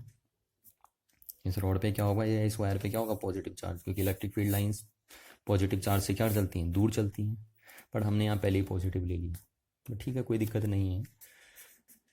हाँ, वो पूछ रहा था कि इलेक्ट्रिक फील्ड अगर आउटवर्ड डायरेक्शन में है तो इस वायर पे कौन सा चार्ज है, तो वायर पे कौन सा चार्ज हो जाएगा, पॉजिटिव चार्ज हो जाएगा। अच्छा, अब कह रहा है if 2 points A and B are situated in such that. तो अब 2 पॉइंट्स आपको दिए हैं, एक पॉइंट यहाँ पे सिचुएटेड है 0.2 मीटर पे, और दूसरा पॉइंट सिचुएटेड है 0.4 मीटर पे। Find the value of V B minus V A, यानी बी पॉइंट और ए पॉइंट के बीच आपको पोटेंशियल डिफरेंस कैलकुलेट करना है। तो चलो ए पॉइंट मैं यहाँ पे मान लेता हूँ, सपोज ए पॉइंट यहाँ पे है और बी पॉइंट यहाँ पे है ना, ये है बी पॉइंट। अब बी पॉइंट चाहे यहाँ पे भी हो, चाहे बी पॉइंट यहाँ पे भी हो, या बी पॉइंट यहाँ पे भी हो, कोई फ़र्क नहीं पड़ता, है ना। इन पॉइंट पे पोटेंशियल क्या होता है, सेम ही होता है, आपको पता है ये इक्वी पोटेंशियल पॉइंट होते हैं। अभी मैंने एक प्रीवियस क्वेश्चन आपको कराया था, उसमें दिखाया था कि अगर इलेक्ट्रिक फील्ड से सेम डायरेक्शन पे पॉइंट हो तो वो पॉइंट पे पोटेंशियल क्या होता है, सेम ही होता है। तो आप चाहो तो इन दोनों पॉइंट को एक ही लाइन में ले लो या ऊपर नीचे भी ले लो। इस पॉइंट को अगर आप यहाँ भी ले लीजिए तो कोई फ़र्क नहीं पड़ने वाला, ठीक है। तो मैंने एक ही लाइन में ले ली, ए पॉइंट ये ले लिया और बी पॉइंट ये ले लिया आपका। और इस पॉइंट का जो कोऑर्डिनेट है वो कितना गिवन है, आर ए गिवन है, उसकी वैल्यू आपको दी है 0.2 मीटर, और जो इसकी वैल्यू गिवन है वो कितनी है, आर बी गिवन है, ठीक है। मैंने आपसे क्या कहा, ये पॉइंट आप यहाँ भी ले सकते हो, यहाँ भी ले सकते हो, कोई दिक्कत उसमें नहीं होती है, क्योंकि इन पॉइंट पे पोटेंशियल सेम ही होता है, सारे पॉइंट पे पोटेंशियल सेम ही होता है। ये हमने प्रीवियस क्वेश्चन में भी किया था एक। तो ये है, तो हमें बताना है कि इन दो पॉइंट्स के बीच जो पोटेंशियल डिफरेंस होगा वो कितना होगा। तो आपको पता है इस पॉइंट का पोटेंशियल क्या है, ज़्यादा है, और इस पॉइंट का पोटेंशियल क्या है, कम है ना। इलेक्ट्रिक फील्ड में जैसे जैसे आप दूर जाते रहते हैं वैसे वैसे क्या होते रहता है, पोटेंशियल की वैल्यू डिक्रीज होती रहती है। आप इस रिलेशन से बताते हैं, देखिए electric field is a negative gradient of potential. तो इस रिलेशन से हम बोलते हैं कि जब हम इलेक्ट्रिक फील्ड की डायरेक्शन में चलते हैं तो पोटेंशियल डिक्रीज होता है। यानी ये बात तो श्योर है कि ए पॉइंट पे पोटेंशियल जो है वो ज़्यादा है बी पॉइंट के कंपैरिजन में। तो अब आप कैसे लिखते हैं इसको, तो देखिए मैंने आपको तरीका बताया था कि जब ए पॉइंट का पोटेंशियल ज़्यादा होता है और बी पॉइंट का पोटेंशियल कम होता है तो हम इस तरीके से फॉर्मूले को लिखते हैं, देखिए, है ना, ये देखिए ये हमारा फॉर्मूला होता है, ठीक। तो यहाँ पे बी पॉइंट का पोटेंशियल ज़्यादा है, ए का कम है, ठीक है। वो जो क्वेश्चन हम कर रहे हैं उसमें उल्टा है, उसमें ए का पोटेंशियल ज़्यादा है, बी का कम है, तो हम इस तरीके से लिखते हैं, देखिए। तो यहाँ देखिए ये हमने किस तरीके से लिखा है, जरा गौर करिए इस बात पे, ठीक। तो यहाँ पे भी मैं वही लिख रहा हूँ। तो देखिए सिंस हमारे पास क्या होता है, दो पॉइंट के बीच जो पोटेंशियल डिफरेंस होता है वो कितना होता है, तो ये हायर पोटेंशियल वाला पॉइंट है माइनस लोअर पोटेंशियल वाला पॉइंट इज इक्वल टू क्या लिखते हैं, माइनस। अब अगर ये ए है तो पहले यहाँ आता है आर, ये आपका बी आएगा, और ये आर ए आएगा, है ना, और ये ई डी आर आ जाएगा आपका। यही होता है ना, जब आप हायर पोटेंशियल में से लोअर पोटेंशियल माइनस करते हैं तो ऐसा लिखा जाता है आपका। ये तरीका आपको समझ में आना चाहिए जो मैंने यहाँ आपको बताया था कल, ठीक है ना। ये यहाँ बताया था मैंने अभी आपको थोड़ी देर पहले, तो आपको ये पता होना चाहिए इस रिलेशन में। बट यहाँ वहाँ पे क्वेश्चन में उल्टा है, देखिए वहाँ पे ए पॉइंट का पोटेंशियल आई है, यहाँ पे हमारा क्या हो रहा था, यहाँ पे हमारा बी पॉइंट का पोटेंशियल ज़्यादा था ना, तो हमने अब ऐसा लिखा था, तो यहाँ बी का ज़्यादा था तो बी ऊपर आया था, ठीक। यहाँ पे ए का ज़्यादा तो ए ऊपर आ रहा है, तो ये आपको देखना है। अच्छा, पर वो हमसे पूछ क्या रहा है, वो पूछ रहा है कि V B minus V A बोलता हूँ तो हम इसको उल्टा करके लिख देंगे, V B minus V A equals to क्या हो जाएगा हमारा, तो माइनस ये लिमिट उल्टी हो जाएगी, R A R B E D R, ये बन जाएगा हमारा। ठीक है, तो अब हमें ये करना है, तो V B minus V A यानी इन दो पॉइंट्स के बीच पोटेंशियल डिफरेंस कितना होगा, माइनस होगा आपका, देखिए R A to are B, और ई की वैल्यू आपको कितनी दी है, देखिए ई की वैल्यू आपको दी है 1000 अपॉन आर, ठीक है, और इनटू डी आर हो गया आपका। तो यहाँ से अगर हम इसे सॉल्व करें तो minus R A to are B, और 1000 आपका बाहर आ जाएगा ना, तो ये 1000 मैं कहाँ से लिखूँ, यहीं पे लिख देता हूँ मैं 1000, और ये माइनस मैंने आगे से लगा दिया, तो 1 upon R into D R होगा। अब आपको पता है, देखिए जो इंटीग्रेशन होता है 1 अपॉन आर का वो कितना होता है, लॉग आर होता है, कितना होता है, लॉग आर, ये होता है डिफरेंशिएशन इंटीग्रेशन 1 अपॉन आर का, क्योंकि आपने देखा होगा ना D O by D R of log R कितना होता है, लॉग आर का डिफरेंशिएशन आर के रिस्पेक्ट में कितना होता है, 1 अपॉन आर, तो 1 अपॉन आर का इंटीग्रेशन कितना हो जाएगा, लॉग आर, उल्टा होता है ना डिफरेंशिएशन इंटीग्रेशन, लॉग आर का डिफरेंशिएशन कितना है 1 अपॉन आर, तो 1 अपॉन आर का इंटीग्रेशन कितना हो जाएगा, लॉग आर। तो यहाँ से हम बोल सकते हैं कि V B minus V A जो हमारा आया वो आया -1000, और इसको हम क्या लिखेंगे, 1 अपॉन आर का कितना हो जाएगा, लॉग ई बेस आर, इतना हो जाएगा इसका इंटीग्रेशन, और आर बी और ये आर बी, ये लिख दिया हमने। ठीक है, तो यहाँ से हम बोल सकते हैं कि हमारा जो V B minus V E बना वो आपका कितना आ गया, सॉरी वहाँ पे 1000 लिख देता हूँ मैं, उसको मैंने 100 कर दिया था, 1000, और ये बना आपका लॉग, पहले चढ़ेगी अपर लिमिट, तो अपर लिमिट क्या है आर बी, फिर माइनस चढ़ेगी लोअर लिमिट, तो log lower limit चढ़ेगी R A, है ना, ये कुछ नहीं किया मैंने, बस इसमें लिमिट चढ़ा दिया हमने, ये लिमिट लगा दी है यहाँ पे, पहले ये वैल्यू पुट कर दी, फिर इसके सामने ये वैल्यू पुट कर दी माइनस करके, ये देखिए ये वैल्यू पुट कर दिया हमने। तो जो बी पॉइंट और ए पॉइंट के बीच पोटेंशियल डिफरेंस आया है वो कितना है, -1000 log E base R B की वैल्यू कितनी दी है आपको, आर बी की वैल्यू दी थी 0.4 मीटर, तो इसको हम 0.4 लिख देते हैं, माइनस आर ए की वैल्यू कितनी दी है, आर ए की वैल्यू दी है आपको 0.2, ठीक, तो बी बी माइनस बी हो गया आपका -1000। अब देखिए इसमें log M minus log M है ना, तो मैंने इसको लिख दिया लॉग एम अपॉन एन, तो एम अपॉन एन, ये आपको लॉग की प्रॉपर्टी पता होनी चाहिए, मैंने आपको बताया था log M minus log N कितना होता है, लॉग एम अपॉन एन होता है ना, ये आपको पता होना चाहिए, तो वहाँ से हमने लिख दिया log M minus log M, N को क्या लिख दिया, लॉग एम अपॉन एन लिख दिया, तो V B minus V A कितना हो जाएगा आपका -1000, और ये लॉग ई बेस, और ये आपका कटेगा तो कितना आएगा, ये 2 है ना, ये कट के 2 आ जाएगा, तो V B minus V A आपका कितना आ गया, -1000, और लॉग ई बेस 2, तो लॉग ई बेस 2 पे आपको वैल्यू पता होनी चाहिए सीधे 0.6931 होती है ना, बहुत जगह काम आएगा आपके, तो आपको डायरेक्ट भी याद रखना ही वैल्यू, तो आपका आ जाएगा ये मल्टीप्लाई करके, अगर ऐसे 1000 से मल्टीप्लाई करोगे तो कितना आएगा 693.1 वोल्ट आपका आ जाएगा, तो इतना पोटेंशियल आया इन दोनों के बीच में। ठीक है, तो ये हमारा आंसर है। अब देखिए आपने यही फॉर्मूला क्यों यूज़ करा ना, क्योंकि आपको पूछा था पोटेंशियल डिफरेंस इन दो पॉइंट्स के बीच का, और जब वेरिएबल इलेक्ट्रिक फील्ड होता है, हमने यही फॉर्मूला क्यों यूज़ करा मैं वो बता रहा हूँ आपको, क्योंकि जब वेरिएबल इलेक्ट्रिक फील्ड होता है तो वेरिएबल इलेक्ट्रिक फील्ड में पोटेंशियल डिफरेंस इसी फॉर्मूले से कैलकुलेट करते हैं, ये मैंने आपको बता दिया था अभी थोड़ी देर पहले, है ना, क्या बताया था कि जब वेरिएबल इलेक्ट्रिक फील्ड होता है तो वहाँ दो पॉइंट्स के बीच जो पोटेंशियल डिफरेंस होता है उसको आप इस फॉर्मूले से कैलकुलेट करते हैं। क्लियर है ना बात, ये देखिए यहाँ पे बताई थी हमने वो बात आपको कि जब वेरिएबल इलेक्ट्रिक फील्ड होता है, ये देखिए ये पॉइंट चार्ज का बना हुआ electric field variable electric field था, तो वेरिएबल इलेक्ट्रिक फील्ड में दो पॉइंट के बीच जो पोटेंशियल डिफरेंस निकालते हैं वो इस तरीके से निकालते हैं इस फॉर्मूले से, तो वही फॉर्मूला हमने यहाँ निकाल दिया कि ये देखिए ये क्या था, क्योंकि ये वेरिएबल इलेक्ट्रिक फील्ड था, तो वेरिएबल इलेक्ट्रिक फील्ड में दो पॉइंट के बीच जब पोटेंशियल डिफरेंस हम निकालेंगे तो हम इस फॉर्मूले का यूज़ करते हैं, ऑलवेज बी रिमेंबर दैट। ठीक है ना, इसी टाइप से एक क्वेश्चन इस बार बोर्ड के पेपर में भी आया था 2020 में, तो आपको ये ध्यान रखना है कि दो पॉइंट के बीच जब पोटेंशियल डिफरेंस निकाला जाता है वेरिएबल इलेक्ट्रिक फील्ड में तो उसके लिए आप ये फॉर्मूला यूज़ करते हैं। Thank you.